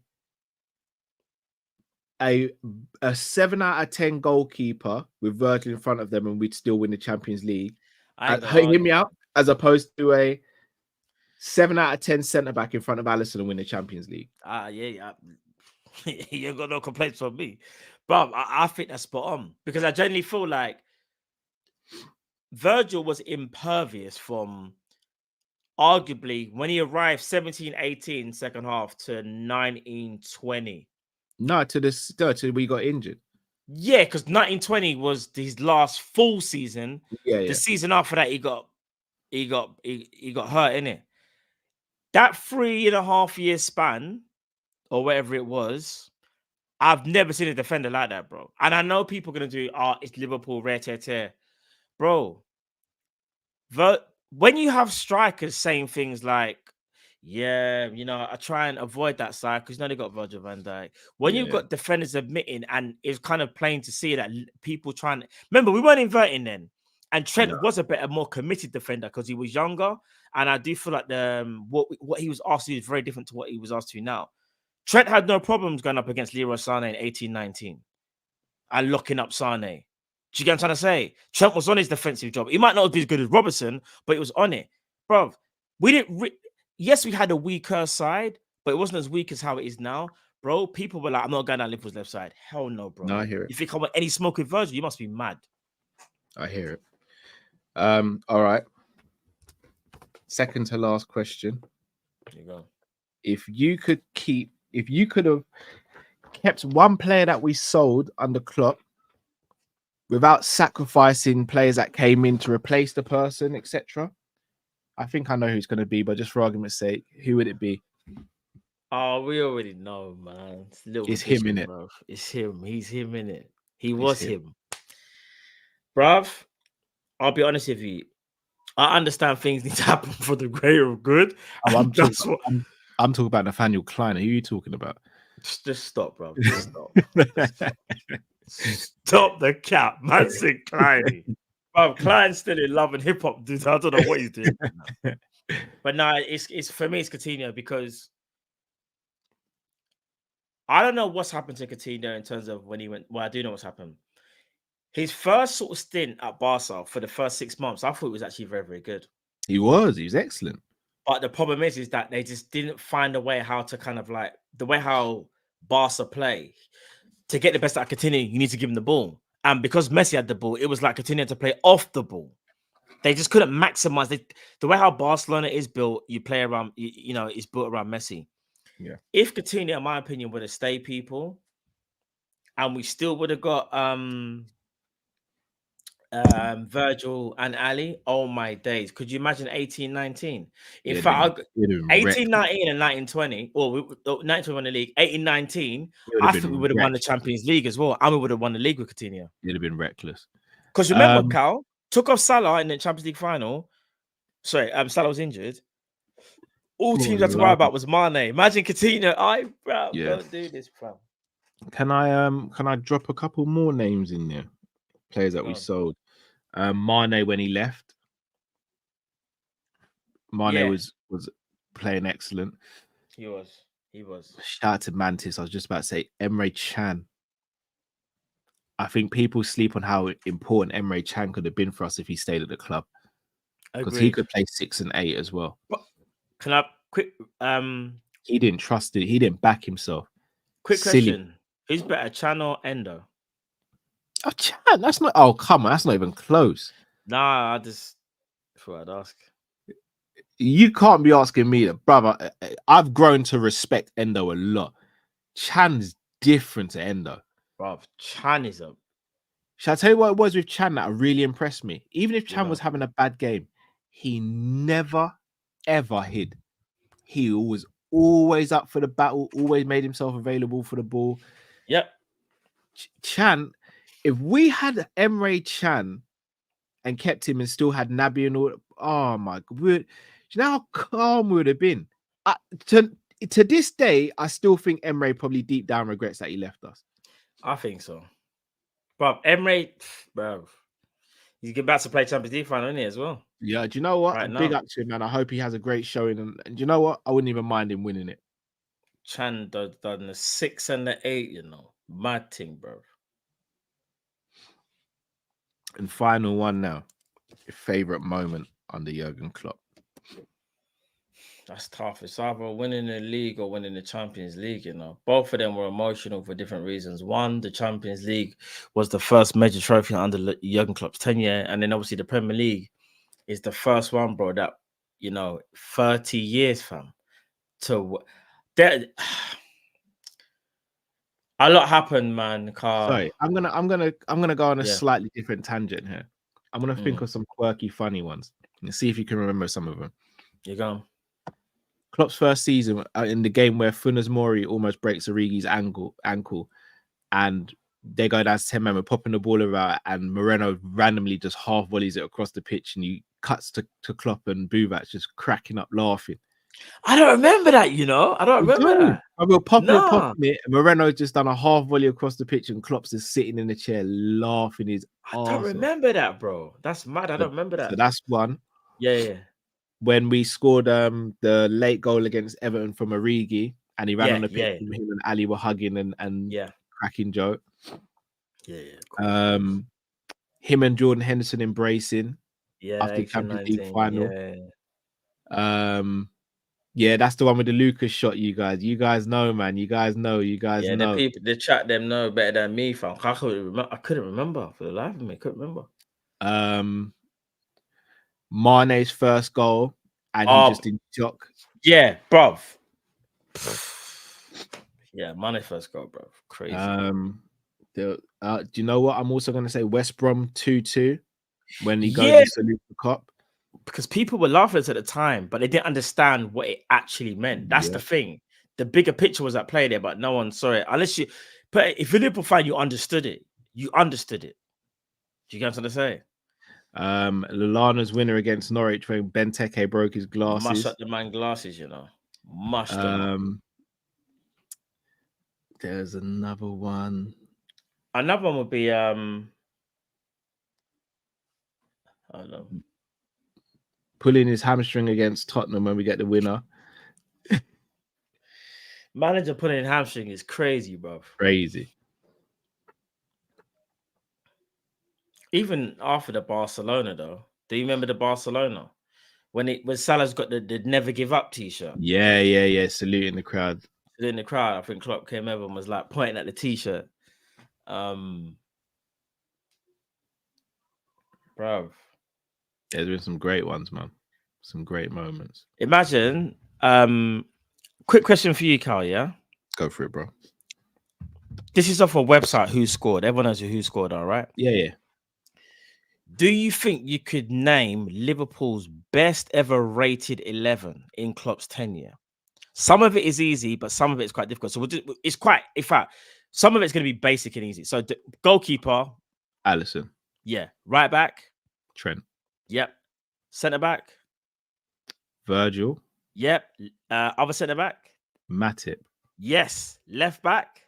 Robber. CDM. I'm gonna go Henderson. Is it Flacco then? Lucas. Nope. Emery. Yeah. Emery. The reason why it's kind of tricky is because remember they've done an They do it average of based how on it.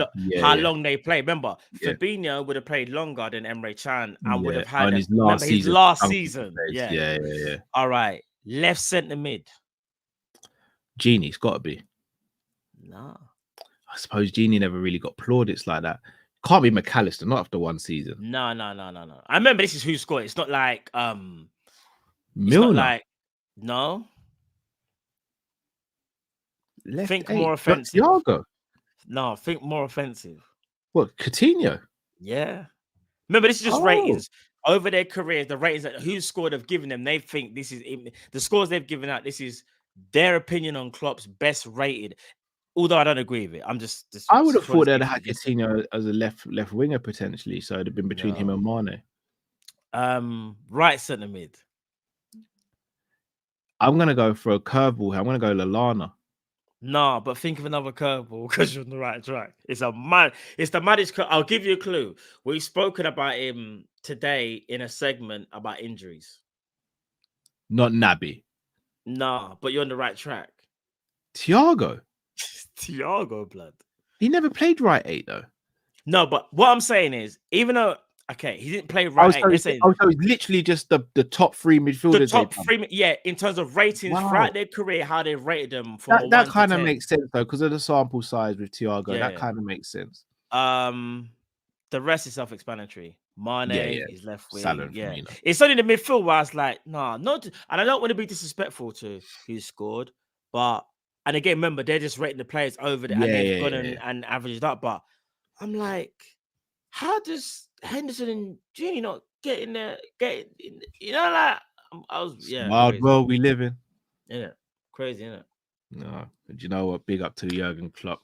Always be remembered. Going to help these supers before we move on to the next topic. If you haven't already, guys, please do smash that like button. Close to 1,000 of you in here. Let's get the likes up, please, people. Shout out to Momim with a super chat. Appreciate that. Asim says, thank you, Klopp. Got to work hard this window, family. Fully agree, Asim. Massive window for Liverpool. Agreed. Momin says, was debating with a friend, Foden or Musiala. Woo! It's not. I remember at the beginning of the season, I was speaking about Foden and people were sleeping on him. Foden's a quality footballer. Not me. Remember, I think we both said. No, I'm not even talking about drift. Foden. I'm talking about the chat. I'm not even talking about drift here. I'm talking about the chat. Yeah, I think a lot of people were sleeping on Foden at the beginning of the season. Oh, 100%. I'm still taking Musiala just though. Foden's fantastic though. You see if Man City get done with all those charges and get relegated to like League 2 and he wants to leave. Yeah, send me Foden, man. Foden. John says, rather watch the old man Salah score 18 tappings next season instead of watching the other 3. I'm not going to use that word. In fact, I will. It's not bad. Teletubbies trying to do anything. Carry job. # Nunez watch. Going to speak about Nunez shortly. Football Gospel says, I'm certain Klopp had drift news. Des says, love the show, guys. Keep up the great content. Big up yourself, Des. Big up everyone as well. Shout out to the legend that is John Conway. He's gifted 5 memberships. Guys, if you've got a membership through John, please send him a thank you. It's a very selfless thing he's done there. So please make sure you show your appreciation if you're one of the recipients. M. Tarmizi, big up M. Tarmizi says, like Liverpool, I'm at a new age. Like Liverpool with a new gaffer, I'm on a new sport. No more baller, but a hybrid racer. Okay. Man celebrating one age up with 14 kilometers today. Jeez, missing Biscoff, McFlurry still big up. Is your birthday today? I was going to say, is it Tommy's birthday? If it's your birthday, oh yeah, happy birthday, it's your birthday, bro. Tommy, confirm for me. 14K run. That's better you than me, bro. You're way better than me, fam. Mantis says, Linda said in the reply to City's, this means for jibe. She tweeted, thanks for thinking of us on your special day. Get them, Linda. Yeah, I mean, I'd rather us just beat them to a league title than do that back and forth because we don't gain anything from that. Big up Linda for sticking up for the club, though. Sultan says, big up Kopish, been away because I graduated from uni. Hey, big up yourself, Sultan. Big up, Now man. back to business. Slot air, excited and nervous at the same time. Lads, who you got for 302? I'm not going to give it away for 302 because obviously I'm going to do a preview with Luke and Jamie and all, and maybe one other person. So, Matt, I'll just do the main event. Makachev or Poirier? I barely want Poirier to win, but I think Makachev's going to beat him, and it's going to annoy me. Beanhead says, would you want Arteta gone if you were an Arsenal fan? Interesting question. What are you saying, Matt? If I'm being honest, if I was an Arsenal fan, and what is it? He's been there how many seasons now? Is it 5 seasons? 4 full seasons, 5 in total. 5 in total, 1 FA Cup. I'm gonna be honest, I would want to spend a lot of money as well. That he spent like was it 700 mil? Was it or something? I think about 600. I'm not gonna lie. Title challenges ain't good enough, bro. In the last 2 years, you gotta win something. If I'm an Arsenal fan, I want trophies. We gotta be honest. He has improved them. There's no denying that. But as an Arsenal fan, I'll be thinking, I don't think he can take us over the line because he's had 2 chances. I remember, it's not like Man City ran away with it this year, you know. Arsenal dropped points against Villa. If Arsenal beat Villa, they win the title. Yeah. Is it? I'll be thinking the players, man, mentally, they're not strong enough. We might have to get another manager in that can drum it in where I've just got to be honest. Yeah, I hear that. Mantis said nobody's saying West Brom 2021. No, we said it, bro. Alisson Becker, bro. Dean says Ben Davis and Kabak, the best signings on the club. He's our centre back. Bad man. Gangan Deep says 2015 to 2020, my favorite version of Klopp, charismatic, hungry for success, just brilliant. But 21 to 2024, quite the opposite in my opinion. Complacency kicked in, having digs at fans who wanted more tactics, etc. But elite. Do you know what, Gangan Deep? You pretty much summed up my feelings towards it. I think that's as spot on as it can get. Yeah. Absolutely legend, though. Tev says we need a Klopp versus Des Kelly boxing match. Klopp washes him, not even close. Man said Des Kelly. Shug Gamer says Pep Linders better give us Salzburg talent, man. I mean, I actually think it could benefit us in the opposite direction, whereby we could either send players on loan, some of the younger players, or we could buy players and send them there to develop as well. Yeah, that's true. Mr. Darcy Drift says, what apple juice does cow drink? I usually like the Growers Harvest Tesco. That's the main one, I'd say. And Jota or Darwin, sell one. Who you selling, Matt? Oh, right. You only answered the first part, but you missed out the second part. No, but I'll answer it as well. Do you want me to answer if I had to sell one, it'd be Darwin. If I had to sell one out of 2. If you had to sell one out of Darwin and Jota Drift, who would you sell?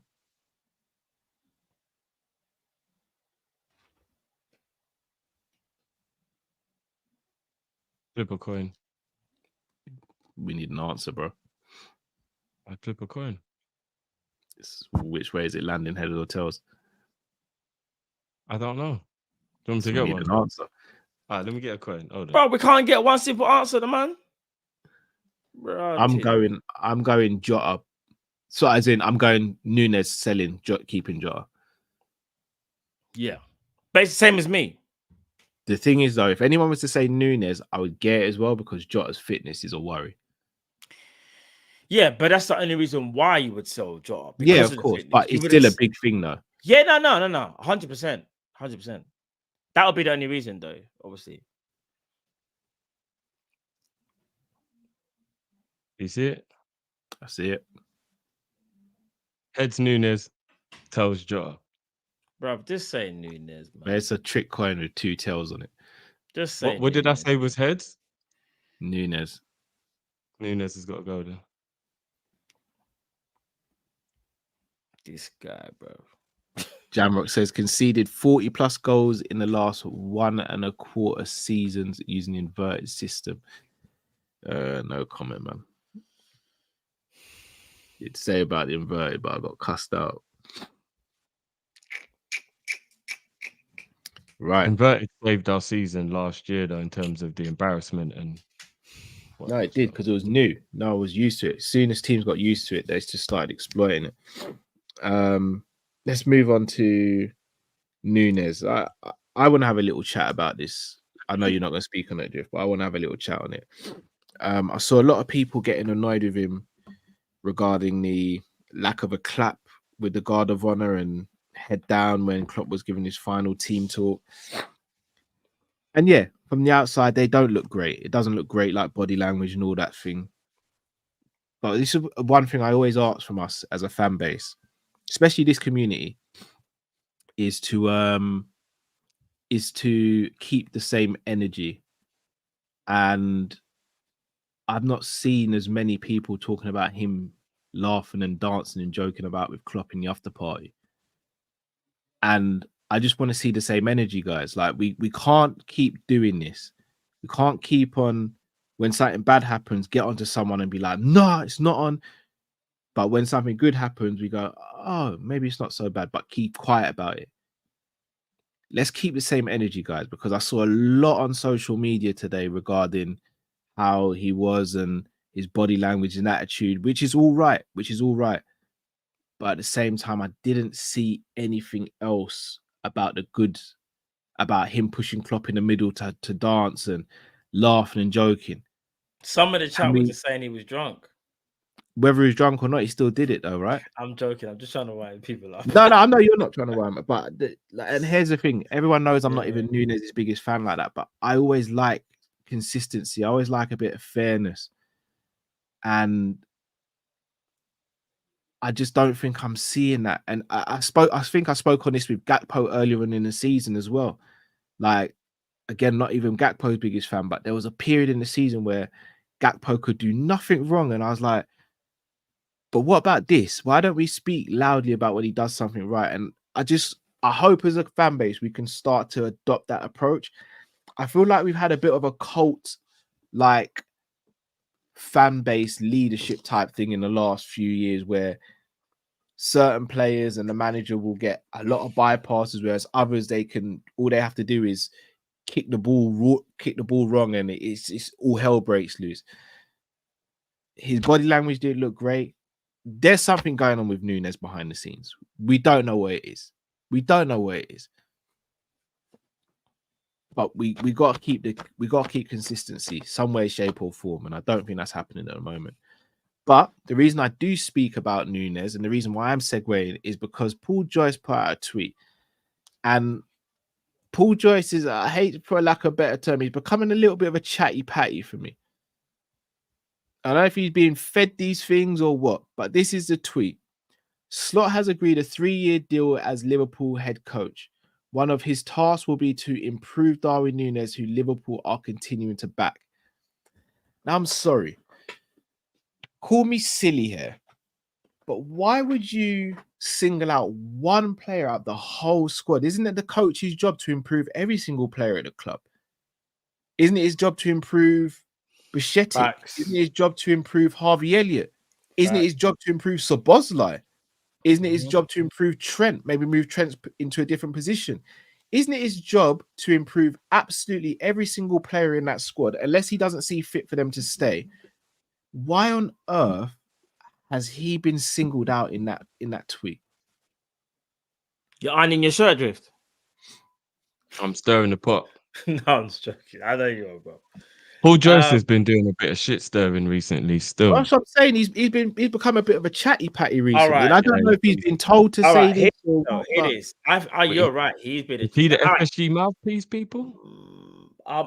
Guys, we got. But even still, why would he have to come out and say the club's backing Nunez? And like, it's weird. All right, it is confusing. It's very confusing. 100%. It's very weird to announce a new manager in the tweet but then name drop one person, whoever that Very person weird. would be. Facts. You would just say Arne Slot, new Liverpool manager, head coach, but to specifically say to improve Darwin Nunez says to me basically Liverpool have told us a story without having to when they didn't need to. Something is going on with Darwin Nunez, hence that line. Whether Liverpool, it's going to sound crazy, whether Liverpool put him up for sale and they're trying to protect the image of the player, because let's keep it apart. Let's just say, for example, Liverpool wanted to get rid of Darwin. Let's say they did, right? They can't openly say it. They can't openly say, yes, head coach signs and Darwin Nunez will be up for grabs. That would just be stupid, because then people would just be like sharks and get him for a low fee. My point is this: regardless, I'm shocked that it's one player. Not only that, is this an image thing because of what happened earlier on in regards to the video surfacing of him not clapping? Is this just a case of Liverpool, they're backing him? Or is there more going on? Either way, it didn't need to be said in that tweet. I'm not gonna necessarily say it's all of Paul Joyce's fault. Some of his fault. Big up Paul Joyce. It's some of his fault, in my opinion, because he knows what he's doing. But at the same time, he's not going to write that for no reason. He would have gotten information, or someone would have fed him that information. Remember, it's up to you what you do with that information. He's just chosen to use it, which again, I wouldn't have done that. But that means there's more of an elephant in the room. Does that make sense? Because he's not a Liverpool employee. As much as he can get hold of information, that information stems from within Liverpool. So someone is trying to sell a story through Paul Joyce. That's how I look at it. The reason why I told Cal I didn't want to talk about this is because anytime I say anything positive about Nunez, people just jump straight to but you always defend Nunez, and they don't actually listen to anything I say. And that's why it's kind of annoying. That's why I just want to stay clear of it. But so that nobody goes, just what do you think? I'm just going to briefly say what I think there is a possibility of it could be. And this is all speculation at this point. Nobody actually knows the truth to anything. I think Paul Joyce probably said what he said because he was seeing the heat that was getting put on Nunez for the situation with the not clapping. And maybe it's just a way to back the man who's getting the most heat at the moment. With regards to why he didn't clap, I think it's either one of two things. I think it's either he was being disrespectful, and in that case, he can go, because even though you lot now protected Nunez more than anyone, no one's disrespecting Klopp, and that's not on. We're not like that as a club, and I'm not having it. So if that actually is the case, if the truth comes out that that's actually what it was, that he just wanted to disrespect Klopp, then he can go, and it's that simple. But what I think could have possibly happened, based on the fact that he was partying later, because I've looked at everything. He was partying and he was happy or whatever.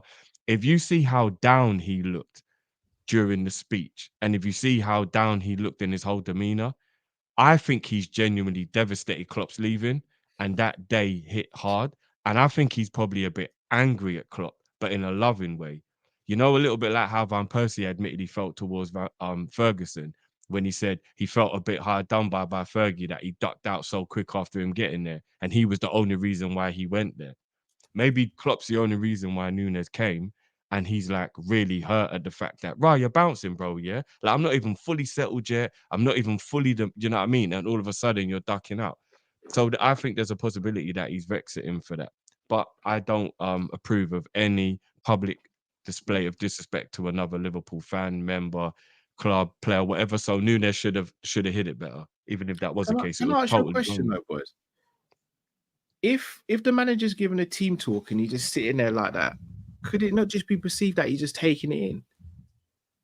Well, that's why there was this massive microanalyzed at the moment. Yeah, it is, and it's because it's Nunez, isn't it? When he just sitting down. Because I'll be honest, Tsimikas looked like he was kind of giggling, like as in to not pay attention. When Klopp just he looks upset, like he's annoyed. No, but could he not just be sitting there thinking, "Raw, I'm gonna miss this guy," and just kind of be a bit somber as opposed? Yeah, but I think people are taking that as disrespect. For me, it's just like, no, Carl, you got it wrong. People aren't saying that. People are saying they feel disrespect for the clapping, not the thing about. Klopp people have been speaking about that, bro. I haven't seen. He's right, Matt, because it stirred up a conversation where people were saying, because he doesn't understand English properly, he struggles to understand what's going on. So he tries to concentrate more. People haven't got him when he's sitting there like this and he looks vexed. Yeah, bro, this is what I'm saying. He's being micro-analyzed. Yeah, bro. Bro, I'm not gonna lie. And then people are like, what if you don't know English after 2 years? Then you should go anyway. You should have respect to learn the language. There's like a whole big thing that kicked off because people are saying when he's doing that, he's trying to concentrate more because he doesn't understand English properly, innit? So he's trying to think what word do I understand that of what's being said? I thought it was the clapping thing. Why are we? All right. Let me just say this then. If it's about the clapping thing, I fully get it. If it's about a man sitting there and just because he's sitting there like this and he's not, I don't even know, like looking at Jurgen, that's just some foolishness. I'm gonna be honest. You're just looking for some stupidness there because everyone deals with things differently. If a man's sitting there and he's like this, yeah, you can clearly see. Like I sound like Nunez defense league now, but imagine this. Someone's told you something and you don't like what's being said or you're upset about something. Some people will do the whole this and look like this and look sad. Some people will kind of like try and like not lighten the mood, but they'll try and like a bit like Simicast and be a bit like, oh, this is crazy, isn't it? Like I can't like they're trying to keep like spirits up. And you got other people, bro, that are sitting there and they're just like, flip, man. Like this is the manager that brought me to freaking England. Like flip, like. I don't even know. I just think it's weird that it's being micro. That's mad, bro. The clapping thing, I get it. Because the clapping thing is, that's a show of appreciation in public. This is why I said as well, Simicast was creasing. Again, I'm not trying to get people to get on Simicast's back, but I've heard no one mention like that for me. So I looked at that and I was like, bro, Simi, what are you doing there, bro? Like, what's going on? But I'm really, I'm so baffled if people are having a go at Nunez for in the dressing room where he's sitting there looks mad. I'm so No, Matt, they're putting it on top of the fact that he never clapped. Yeah, it's not just an isolated thing. It's because they're putting it on top of the fact that it's almost clapped. Because they've seen him not clapping, and then they've seen that they're like, oh no, definitely, bro. Even the clapping thing, like he might have just been taking. No, I'll be real though. No, you see the clapping thing. I'll be honest with you. That's why I will say that can be definitely perceived a certain way. We got to stop. Remember. No. But hear this. Forget where you're from. Whatever country you're from, everyone knows what clapping is. That's appreciation. Everyone knows you like what's happening in front of you. Obviously, everyone's engaged. Don't be that one person who's disengaged when you know when spotlight is on you. And I understand that everyone wants to be as real to themselves. But we got to start acting like man, some baby or toddler, like he's just moved in. He's a Martian. This ain't Kal-El that's just from Krypton to planet Earth. He's a grown-ass man. He knows, bro, what's happening. Like, come on, we got to start doing this. Like, I know people make fun and jokes and go say things like, "Oh, Nunez doesn't even know what's happening." He knows what's going on. The hands in the pockets thing and just standing there. You can do better than that. I'm not saying it's the worst thing in the world, but you can do better. He knows. Do you get what I'm trying to say? You don't think man knows? You don't have to be. You don't have to be English to understand like what's happening. Like, come on, man. Like all this shrugging shoulder thing. Like, I don't know. No. The language thing was about when he's doing the talk, bro. Because obviously they're saying that does he actually understand what's going on, etc., etc. But the point that I'm making is both of you are right. You're right that there's no excuse to not clap, and Cal's right that maybe people are making a bigger deal out of it than they need to because he's already the topic of discussion. Because I ask you, look, if you change the player, nobody cares because they would already know the relationship. So if that was Alisson. Or if that was Virgil, that wasn't clapping, nobody would say anything about it because they wouldn't jump to the conclusion of it was a disrespect. Alisson didn't delete all of his pics off Instagram with Liverpool, bro. It's that man-child type syndrome, bro. No, but what I'm saying is the reason why he took his pictures down is clearly obvious. He started to get abused. I find it very strange that people can't understand. But bro, I'm gonna be honest. His family. Sorry. So he took down his. And he's got because I know you guys. But you said anything wrong, by the way, what he's saying. Can I just ask a question here? I'm not even trying to gaslight or anything. I'm asking a genuine question. Remember, I was abroad when all this happened, so I might be asking a very silly question to the rest of you. So apologies if I am. Is there any proof that he was actually abused? Yeah. No, as far as I'm aware. Because I've not seen any. I haven't seen it. It's the reason why he disabled his comments, apparently, because people his comments have been disabled from ages ago. For months, apparently. For months. Well, that's what I read, that he was being abused in the comments. The thing is, everyone... But where's the proof? Because, again, we've seen Lovren when he got abused. We saw proof of that. We've seen when Sancho, Rashford, Saka, we've seen all of them get abused, and I've genuinely not seen evidence of like actual abuse, like directly at him. Oh, well, like I said, I just read an article that said that he was getting abused in the comments. Maybe they meant as in like on all the pages and stuff, people are abusing him. Maybe it wasn't directly at him, but obviously if he sees his name being mentioned, he knows it's about him. So I don't know, but I just read an article that said that he was being abused. Like, Okay, I think I'm hearing it was his wife's family Insta. members were getting attacked as well or something like that. If it was his wife, I get it. Well, anyone from his family, brother, sister, mum, dad, if I anybody, understand that, but that's speculation. There's nothing to say. Again, but all I'm saying is this: should he be deleting all of his posts from because and this is where I find it a bit difficult because I'll use myself as an it was his wife's page where he was getting abused. No, I'll use myself as an example here as well. I've been pulled up a few times by people in the chat when I go off at people who are trolling or saying rude things, and they go, "Well, Cal, why are you focusing your energy on those guys as opposed to the other people who are so supportive to us?" And I get it. But when you see the difference in terms of, like, he gets a lot of support in the stadium, in the comments, online. Like he gets way more support than he gets abuse, in my opinion. If he gets abuse, it usually comes mainly predominantly from a small section of Liverpool fans or from rival fans. Is that a reason to delete all your Liverpool posts? Do you know why I think he probably would have done it? Either A, he's overly emotional, which that's a little bit like, come on, bro, you gotta have a bit of thicker skin. You're a footballer. I think he is, though. I think he is. He is. Or it's to make a statement, because we always say, why should you take the abuse? We say it all the time. If somebody's rude to us, people say ignore it and stuff, and it probably is the truth, but why should we take it? He's probably thinking, right, if you've gone on my wife's page to be abusive towards her and me, and you think that that's acceptable, my statement to show you that's not on is I'm going to involve myself from Liverpool, so you ask questions. So once you ask the question, the answer can be, well, look what's happening.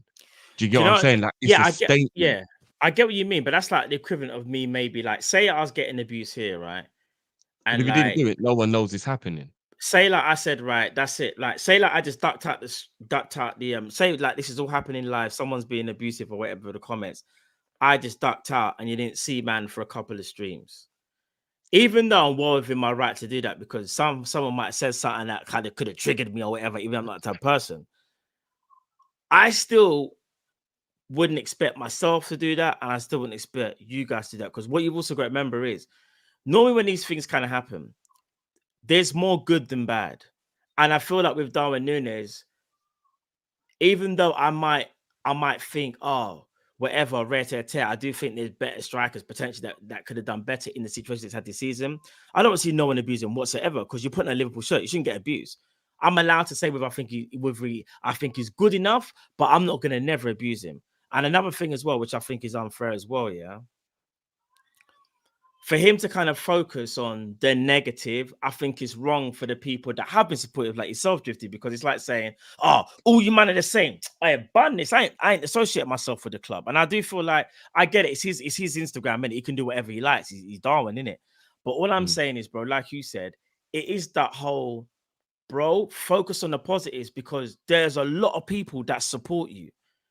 And even if someone doesn't think he's good enough, that you can still support someone, you know. Even if I said tomorrow, someone goes, I pose the question, would you rather take, I don't know, whatever striker we're done, and I'm like, yeah, I'll take the other striker better. That doesn't mean that I'm going to start throwing abuse at Darwin Nunez. I just think, the other person I think is better than him still, and we need him to focus on that. Yeah, everybody. It's not. I know it's a cliche, but everybody does deal with situations. No, agreed. And you know, ironically, I was watching a video today, that popped up in my feed because I was looking at the new weigh-in show that's coming up. And then that things pop up in your feed. And you know the guy who played Junior in My Wife and Kids? A video came up talking about why he's not famous when he was so good in the show. And during the interview, he said he hates people knowing who he is. And he was just like, I'm getting out of this. So now he does all the production stuff and all the things that are behind the scenes. And that's someone who was brilliant at what he did. And it looked like he enjoyed it. Sometimes I think we forget that being a footballer isn't the same as that wanting to be a musician, where you just love football and want to do it for a living. And then when you get there, you're like, oh shit, this is more attention than I wanted. Some people just don't like the attention, innit? I agree. They find it harder to see the positive through the bullshit. So you're saying that there's more positive than negative. Let's just even go with the premise that's true. Sometimes people will see one bad comment and they can't see the good ones. They just can't believe how horrible that person just was to them, and it just bugs them out. Is that wrong or right? I don't know. Whose place is it to say that? But no, I hear you. And all I was going to say to that is, I fully understand that, because everyone does things differently. Like, in terms of, like, he's a professional footballer, he has a lot of limelight. He's Liverpool's number 9, and that expectation and that pressure is something that, you know, some people just won't understand, right? But however, he also knows in the field of work that is in, he is going to get that.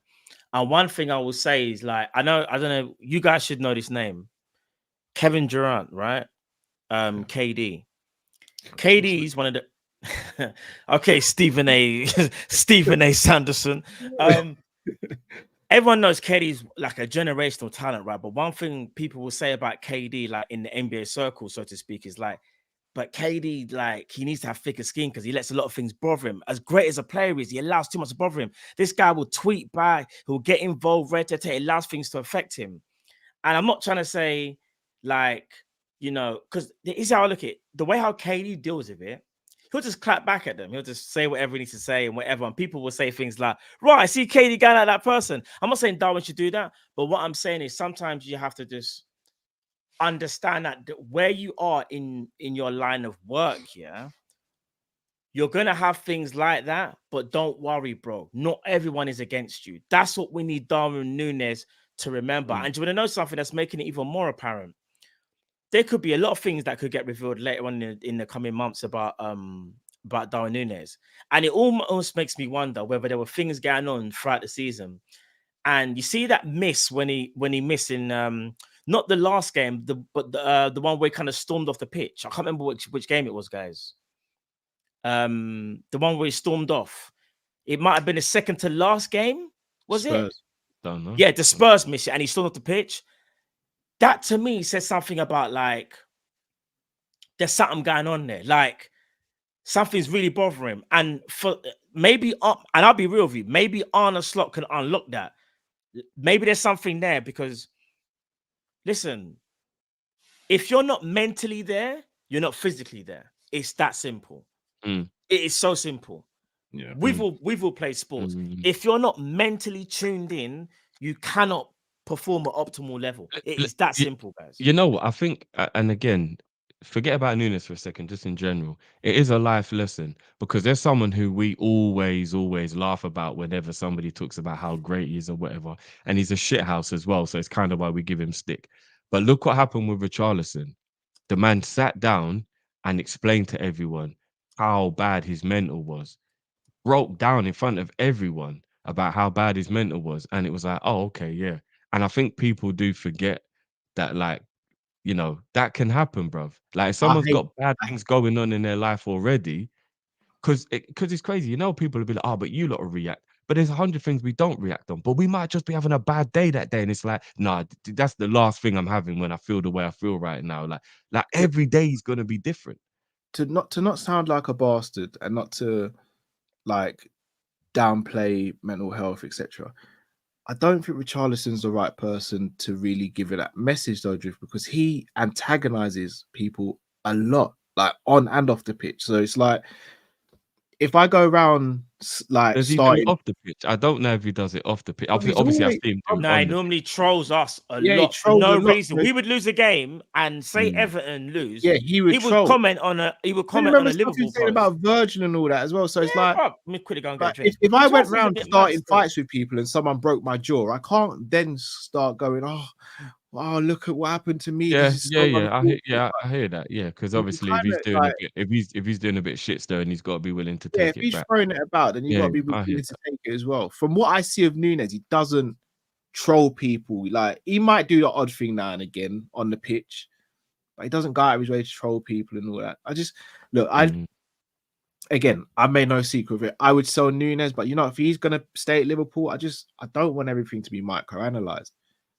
He either has a good game or he doesn't. He either scores goals or he doesn't, and kind of just leave it there. I like the whole going into deep diving into his life and all that. I don't think it's necessary. I think sometimes we just do too much, man. So yeah, I don't know. But that's it. It looks like Nunez is going to be staying. If he is, then we support him, we get behind him, and hopefully Slot can get the best out of him. But speaking of Slot, I know you guys did a video earlier on him when it got announced. Feelings, boys. How optimistic are you going into the season with Slot next season and the summer transfer window as well? I saw one picture today, yeah. And I don't know, you know, you can't explain emotions. It might have had something to do with the fact that the missus is playing Jasmine Sullivan in the background. I don't know. You've had a rough day. I'm not going to lie, bro. You had a rough day. Yeah, but but like there's a picture that somebody doctored and it's basically Klopp hugging Slot, but they're both Liverpool. Have you guys seen it? Yeah. Nice picture. It is. And that got to me. I was like, why is this fucking bothering me so much? Like, why is this picture bothering me? Bruv, it was mad. I still love you.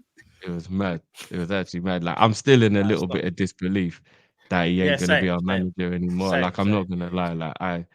Like I said, man, this is crazy. Like, this is crazy. Like, this is crazy. Like, life is never gonna be the same again. It's mad. And the crazy thing is, I'm gonna be shameless right here, right now. I'm gonna say it now, so that you all know. If Slot wins the league, I'm throwing credit for Klopp in there immediately. Just know that already. I think that's valid. Yeah, that's fair because he would have left him with a. Well, at least we're all on the same wavelength. Yeah. At least we're all on the same wavelength. Yeah, again, we don't go overboard with it, Drift. I think that's the difference, isn't it? Wherever the journey takes us, Cal. Wherever the journey takes you keep on throwing me and Matt in the bus, bro. Like we're good walking to the destination, bro. Yeah. You gotta give him some. Guilty by association, you man. Guilty by association, you know. No, do you know what? Listen, Liverpool didn't mess about. Big up the people that was able to watch earlier on. Listen, within 24 hours, Arne Slot gets announced. Do you know what it is? It was a bit of like an anticlimax because we already knew who the manager was, but obviously the timing, I was quite surprised by the timing. Like I said, I thought it would have been Tuesday. Listen, man, I'm of the belief, I know Drift will disagree with me on this, and maybe we'll talk about it now or another time, but I'm in the belief, as things stand, the boardroom should be in the right place. And if the boardroom is in the right place, then I think whichever manager, whether it's Arne Slot or say Arne Slot's are able to get us over the line, you're going to get the next manager because the board, like the board, have the right people, and maybe we've been given enough funds and etc. Only time will tell, but I would like to think that the board with Michael Edwards, Richard Hughes, the new technical director, Julian, all their man there, they know what they're doing. And I know some of them have, obviously a lot of them have left and come back, but I'd like to think these men know what they're doing. Let's just hope that they get the appointment right with Arne Slot. If not, I reckon it could be the next manager and so forth. But I like to think that, do you know what I mean? That we're in good hands. Drift, a random comment. The random comment. You know what? I have an easy answer for that. If Ferrari build a beast and Lewis Hamilton crashes it, that's not Ferrari's fault. But if Lewis Hamilton wins the race, be damn sure you know it's because he's driving a Ferrari.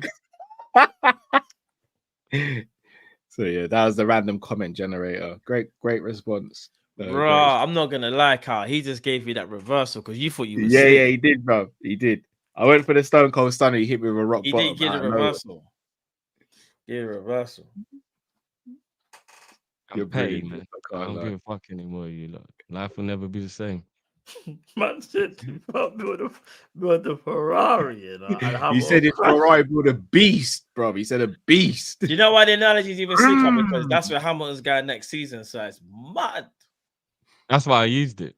Yeah, that's what I'm saying. Great. I shout out Hamilton, like best guy ever, man. Hamilton's Dean class, says, for me, I think we bottled it this season because we have been there and we have the experience too. We were ahead with easy games on paper. Thoughts? I agree. Yeah, we did, but I think there was a lot going on, man. I think once Klopp said he was leaving, we might have tried to play it down, but there's a lot of emotions there. Guys, we didn't have the easiest run, man. That was the agenda run by the ops. When you look at the fact we had to play 4 away games in 10 days, there's no way you can tell me that's an easier run. 4 away games in 10 days. That was crazy having to play that little run there. So I don't think we had the easiest run in. I think everyone just looked at the fact that Arsenal still had to play Chelsea and Man City and Man United and went, Arsenal's got the hardest run in. But Man United and Chelsea were playing terrible. So they were just looking at the name more so than they were looking at the actual fixture itself. So I don't believe we had the easiest run in. We didn't. And last point as well on that, Drift, just to add to that, and this ain't an excuse, it's just a valid reason in my opinion. We had a lot of injuries at the wrong time, in my opinion, like a lot. There's no way, and it's probably down to our methods and whatnot, but there's no way a team of Liverpool stature should have like 9 players out at one time. You're asking for miracles, because even if they all come back at once, you're then hoping they're all gonna stay fit. There was a lot going on. And you know what? We can all say that we made mistakes during the Europa League game at home to Atalanta, which is essentially why we went out. And that is facts. The players on the pitch had to do way more on that day. But I would like to sit down with the supporters who thought that was the best time to do a protest and just ask in hindsight, do you feel like you had a part to play in that? Because I do. I do believe the mood around the club on the day, all that crap, all the thingy, all the you don't pick a European quarterfinal to do that, in my opinion. I think that was a really bad move from the fans, personally. And I think it set the tone for a bad day overall. It's a European game. You're supposed to be up for it, roaring, Anfield bouncing, intimidate the opposition. We know that's what makes us who we are, especially in Europe. And to have no banners, no flags, sitting there all somber, I just found that extremely weird. So I think that played a massive part in what happened on that day as well. But next super. BC says, I'm guilty by association there just because of my skin. The random comment generator again, brother. BC says, look at the trajectory of Foden and Mason since what happened on England duty just shows you need the right people, structure, mentality around you. Yeah, I don't really want to speak about the other guy, but yeah, Foden's forget the other guy, but Foden's the truth. Don't know about the other guy, man. Shout out to Foden, because 18 months ago there were still question marks, even for myself, whether he actually could step up and be that guy. And this season, he 100% showed, yes, I can. Yes, I can. He stood up, and you know what? He's fulfilled his potential. What a G. Outstanding season. Absolutely outstanding season. Yeah, I agree. Big like M. Tommy says, no more buying Preds. Puma running shoes for my birthday present. 33 today. Hey, man. Big up Tom Mizzy. No, but just quickly, happy birthday, brother. But do you know what, though? Tom Mizzy, can you really say you're never going to buy Adidas? Because I know how much he loves Adidas, you know. You'll definitely buy another. Well, 100%. Because, yeah, I shouldn't even reveal the new ones, but you'll definitely I see Tom Mizzy showing me the Trent boots. You know them ones that, yeah. Ones, isn't it? Tom Mizzy, you're Adidas. I know you are, bro. Facts. But Tom, is this for you? Happy birthday, brother. Happy birthday.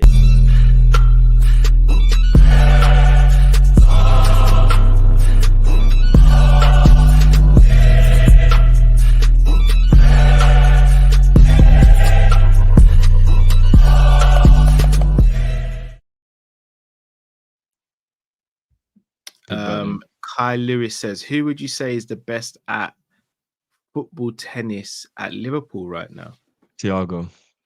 He's not technically there anymore. What's though. this? Who would you say is the best at football tennis? He has a contract until June the 1st. Drift, we can't cheat. We can't cheat. I know it would be contract till June the 1st, though, right? Am I not mistaken? It's June the 1st when his contract runs out. So he's technically still a Liverpool player for 10 he days. basically left, man. I'm gonna go Diaz. I would probably say it's between McAllister and Diaz if it's not Thiago. Yeah, I think Trent might have a say, maybe. Have you guys seen that game that Diaz and McAllister play with each other where they can't look at the ball? They've got to look at each other and keep passing it to see who makes the mistake first.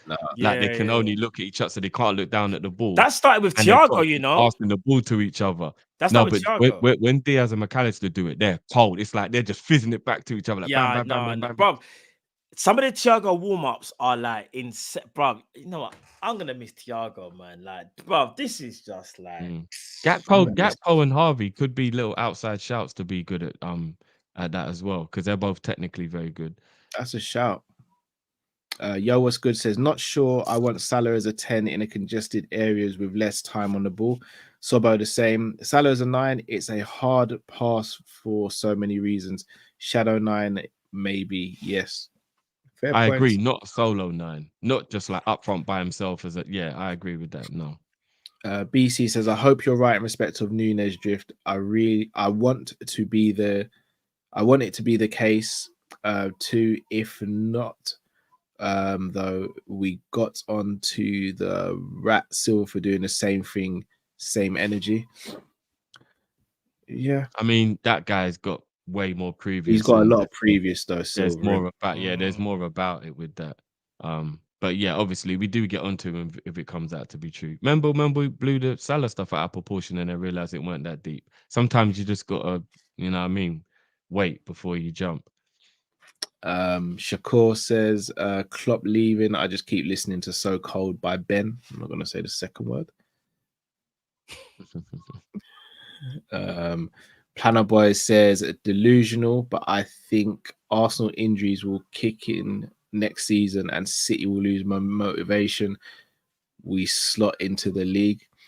Under Pep Guardiola, City won't lose motivation, you know. They just won't.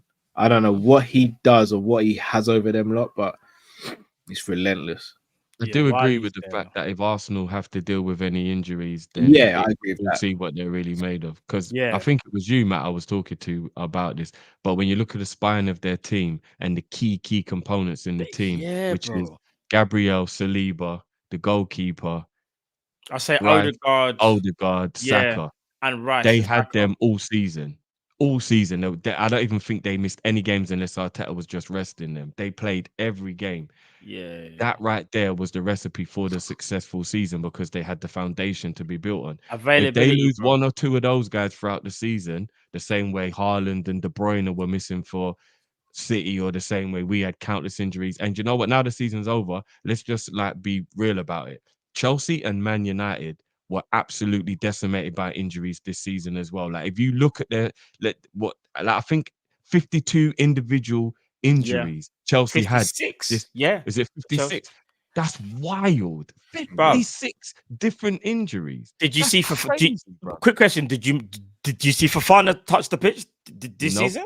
Rhys James played like 3 games. Nkunku played like 3 games. Lavia did not even step onto the field bar 30 minutes, bro. In a cup game. I'm not making excuses for them. Chelsea will be a problem next season. I think Chelsea are going to be. Chelsea are guaranteed top 4 next season without doubt. If they keep hold of Poch, they're guaranteed top 4, maybe more. I think injuries are a big factor for them. Not even that. If Villa do a madness in the window with Emery there as well, it's going to be hard taking Villa out that top 4. Do you know who Villa are trying to get right now? And they're close to getting him. Ross Barkley. Smart business. I knew somebody would go and get Barkley. Do you know? I thought it'd be Newcastle. About an hour ago. I thought Newcastle would go. Remember, he's done a stint at Villa, though. Remember, you know. Yeah, but this is Emery is the coach. No, I know. Do you know what? Shout out to Ross Barkley for rebuilding his career as well. You know. Yeah. You got to rate that. I truly believe that if they lose 1 or 2 of their key players at Newcastle, I think they should go for Barkley. I think he'd suit Newcastle down to the ground. Yeah, Barkley's I'm surprised they're not going for him, if I'm being honest. Yeah, shout out to Jamie Phillips Football Chat. Go and subscribe to Jamie's channel. Who has the highest potential in our squad? Harvey Elliott, maybe. Trent's 25, bro. He's reached that potential. He hasn't unlocked it all. You think this is it? You think that's you can't? No. But I'm more thinking about it's a youth player, though, isn't it? All right, if we're going with the youth, if we're going strictly with the youth, and we can't include Trent because he's what 25? He's 25. Yeah. I just mean like there's more to go. All right. Take Trent off the board. I will go with. You're saying Harvey. Was it 21 years old? I think he's already fulfilling a lot of that potential. I'm gonna say, how about his Soboslai? I know Drift's gonna hate this, but I still think Soboslai. I still call me crazy. I need Slot to show the people them that Soboslai is no scrub. You know, there's a play because I don't understand, bro. For Hungary, and I get people can say, he's hungry. Maybe the way how they play just caters to him, but bro, I still think he can be a top player, man. Wait, do you know what? How did I forget? Maybe it's just me. Shout out Elliot. Elliot's the guy. It's Quans. It's Kwanzaa. He's got Kwanzaa ceiling. I think probably is the highest actually. When I really deep it, yeah, it's Kwanzaa. I'm actually gonna go Bashetic. I'm sticking with Soboslai, but I don't know if I'm cheating because of the age. Is that too high of an age? Definitely are cheating, man. Well, because it's 23.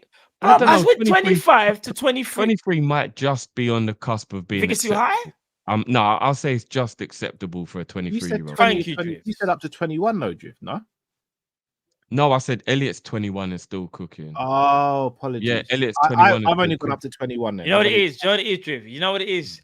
Drift, you're well entitled to because you've been very, what's the word? There we go. You've been very clear from the beginning about, There comes the politician. You need to improve. You see, Cal, when Matt's we gonna say signed Alisson's got the most potential next, bro. No, wait. Don't try and distract. Or Salah. When Cal spoke about Soboslai, he was like, "Matt, bruv, we got the guy." I was like, yes, bro. I still believe in Soboslai. You still believe in him? Yes. Are you sure? 100%. You don't look like a man that believe in Soboslai, fam. I'll be real. He's just not a youth. He's not a kid. No, but we said potential. We didn't say has he? Okay, quick question: has he fulfilled his potential? No. So why can't we include him if he has? Because remember, he's not Jamie's saying 22 and under. 22 and under. Oh, how about that?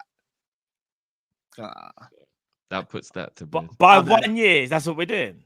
It's all right. Oh, here we go. Here comes the politician. Let me ask you a little quick question. Deep. Cool. Oh, whoever did that was deep. that was pure. It was me, but it was an accident. Okay. That was my ghostwriter. Let me ask you a quick question. No, I'm joking. Because that was a free. You man did a 3D still. Why did you not believe Adrian wasn't given any form of send-off? Oh my days, bro. I'm not gonna lie, that's cold, you know. That is cold. But how do we know he's leaving though? I'm not even joking. He did not. His contract hasn't been renewed. So. Bro, all jokes aside, it's gonna sound mad. Liverpool are the type of club that even if you didn't even do that much, you still would get mentioned. They would actually all right, people. I've got a task for you guys, yeah. Respectfully, can anyone see if Liverpool have released any information about Adrian being released? Because I haven't had a chance to check. Have they actually said anything? If the club have confirmed it, have they confirmed anything? Because that's a very good point, Drift. I don't think I've seen a tweet, bruv. Yeah. And Liverpool don't really do that. They normally do. They'll say everybody that's leaving. They don't do just because you play 20 games. They would say, bro. That's a very good point. Adrian must have done something. I'm gonna be real. He must have done something to not get a tweet. You must have done something, fam. I ain't seen it. Yeah, that's crazy. I can't lie. Who's been the biggest letdown of the Klopp era? For me, it's Naby Keita, unfortunately. Yeah, it's Nebs. Because of how high the potential was and the ability of the player. All right. What about no? They say me being politician. Because are we just gonna just say one name and leave it else? Do you think it's unanimous? I do. I think it's unanimous. But you're allowed to have your opinion, obviously. Yeah, no. I think it's Naby, but I'm trying to think, have we missed anybody? No, genuinely, I'm being honest here. I think it's Naby Keita as well. But I'm saying, have we genuinely missed anybody? All jokes aside. I think the problem for Naby is that most of the other players had a bigger level of we saw a bit of what they could bring. I'm not gonna Whereas say with Naby, I'm not sure if we ever, because they got a valid point, but I'm not saying his name. You can't say his name, not yet. No, I'm not saying his name. That's my brethren. I'm not saying his name. Oh. No, but here's the thing, bro. We still got like we saw games enough from him to show. Oh, Mello, Arthur Mello, actually. He was I got told at the beginning of the season that I'd see something from him still. Oh, right. We're doing one. Okay. That wasn't even aimed at you. Okay. Paul A, be honest, did you man shed tears this week? No, but I've watched a lot of Klopp. No, I haven't shed tears, but it's been emotional. Like I'm not really like crying thing, and there's no wrong in crying, but but it's been emotional though. Like, do you know what I mean? It's been emotional. Can't even lie. Final super chat, and what a way to end. Man like Rack AMK. Rack. Each and every time, Rack, brother. Absolutely legend. As a thank you, just want to drop the beat for you, bro. Big up yourself.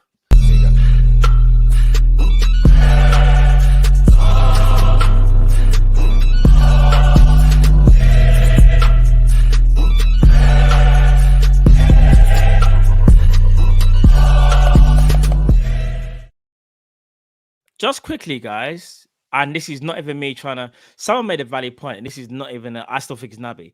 Naby was involved in 40 games during that quad season. I can't. I know, but I can't say that person's name. I can't, bro. I feel like during that time he had a few good games, but like in that same season, like because remember, literally that exact same season. But he's still the biggest step down, Drift. I'm joking. I think Thiago played a bigger role in terms of like the overall quality of the performances during that season. Even I think Naby made about 10 more appearances. All right, I'm gonna say this, but I'm not. That's just my opinion. Drift said the name. Let Matt land. I'll say this. If we're actually deep in it, and Thiago's my brethren, Naby Keita's my guy, bro. This is what you lot have done is actually. Sorry, hold on. We keep on just scooting past the fact that man actually saying that they're brethren, bro. You bullied man is taking a picture of you. And we never saw him since, bro. You ain't gonna do that, bro. You ain't gonna do that. I sent the tweet out as well. Like, man's probably gonna be like, I remember this brother, you know. Man was all staring at me, waiting for the pic. You definitely know that if it was an invincible situation, Matt would be moving like Omni-Man without a shadow of a doubt. Without a shadow of a doubt. Bro. Listen, all jokes aside, I'll say this, and this is like all jokes aside now, people. I just want to be serious for 1 second. I know we joke about whatever, but Thiago was brought in as a world-class player, established superstar, in my opinion. For me, he's the greatest signing in terms of his stature. So when we got the player, he was bona fide world-class. I don't think we've ever bought a player under Jurgen Klopp's tenure where we could ever say he was world-class. I think that's Thiago for me anyway. If we think about forget the price tag, the player, world-class ability. This guy's generational. I've gone on record and said like he could talk to Modric, all them man there for quality-wise, yeah.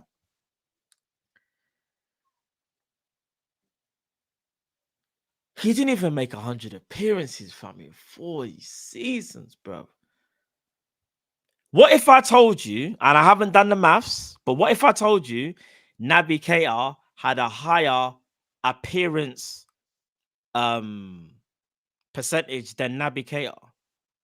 No, even though Naby Keita's fee was higher. Naby Keita's fee was higher. Remember, he's supposed to be transformative. But we can't sit here and say when we get in Thiago, we thought, nah, when bro, they both played, though, we're gonna do the maddest thing, bro. Who had the bigger impact when they both played?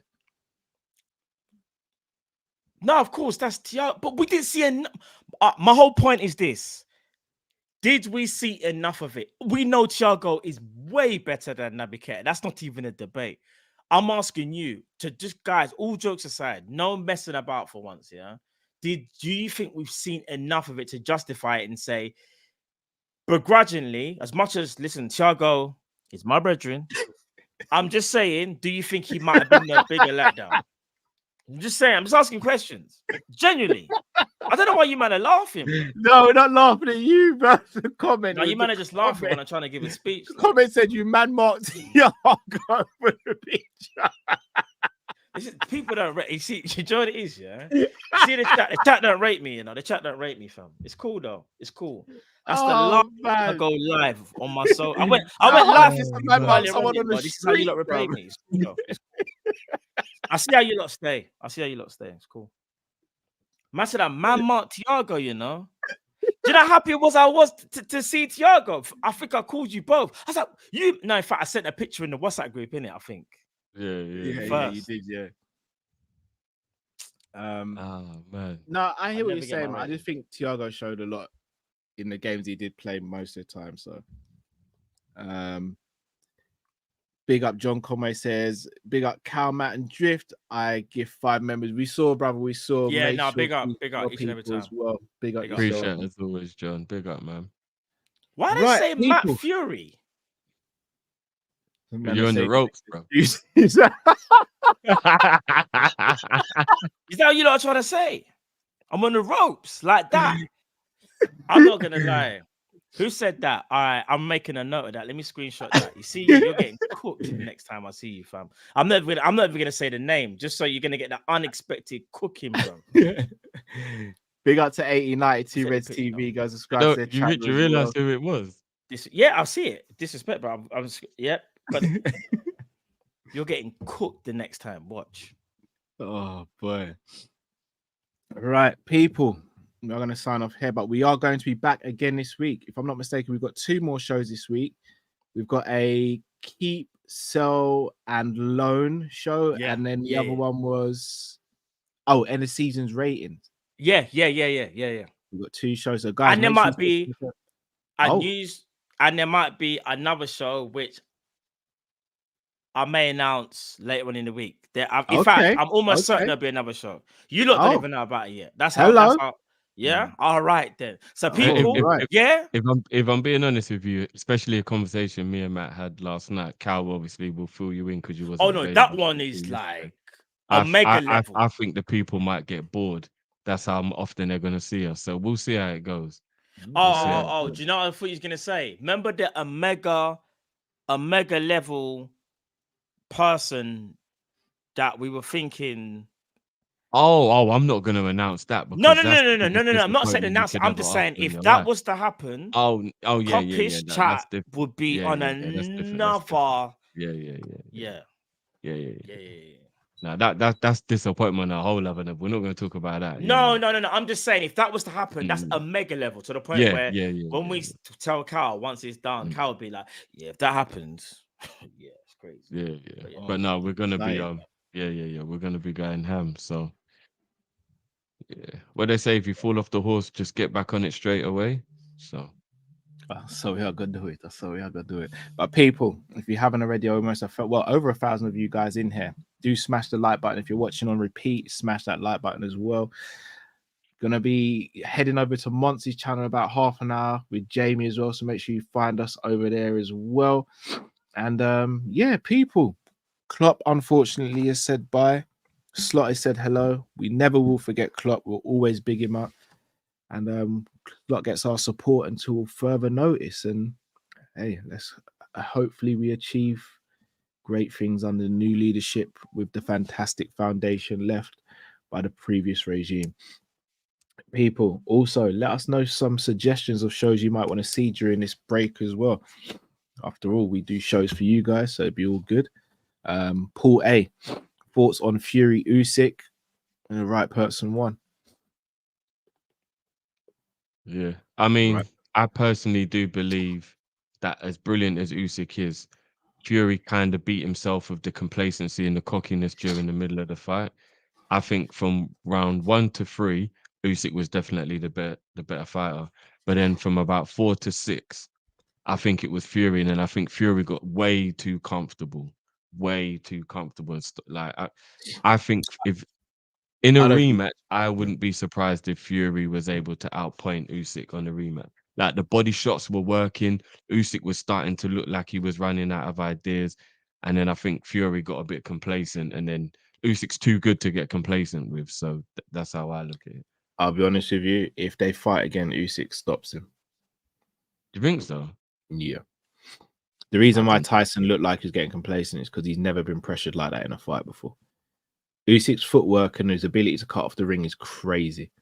No, but at that stage of the fight, Cal, he wasn't doing that. He wasn't stepping forward anymore, and the body shots were hurting him. And he No, I looked hear like that. he was reaching, he was swinging. He like Fury had the fight at that point. Usyk's just a machine, though, bro. Like he is a don. So he is a don. Even the uppercuts were beautiful from Fury. He just he got complacent, in my opinion. He did. I think he got complacent, but it'll be a good rematch though because it was a brilliant fight. Oh, brilliant fight. El Rodri says, can't wait to see what happens next. See what next season brings up. Same. It's going to be very, very interesting. Very interesting indeed. And Jamie, I saw your comment. Kopish and Jamie Phillips special. Yeah, I'm sure we can run that, brother. Micah said thoughts on Villa signing Arujo. They're signing Arujo as well. Oh, is it? Wow. Boy, Emery knows what he's doing, man. Maybe them Goonies should have kept him a bit longer still. Cool. Oh, yeah. I'll always say that. I'll always say if they'd have gave Emery the same energy they gave Arteta, I think he would have won him a trophy by now. But you 100% would have. Yeah. Oh, big signings. But people. Slot. La la la la la. Oh, slot. La la la la la. Hey, Klopp's a legend, man. Man even left us with a tune for the new manager. That's mad thing. He is indeed. People, you smash that like button. Until we see you again, switch on the notification bell. Follow us on social media. We've been Team Kop-Ish. Big up to you all. Have a fantastic day or evening wherever you are in the world. Stay safe, stay blessed. And we are out, people. Take care. Peace.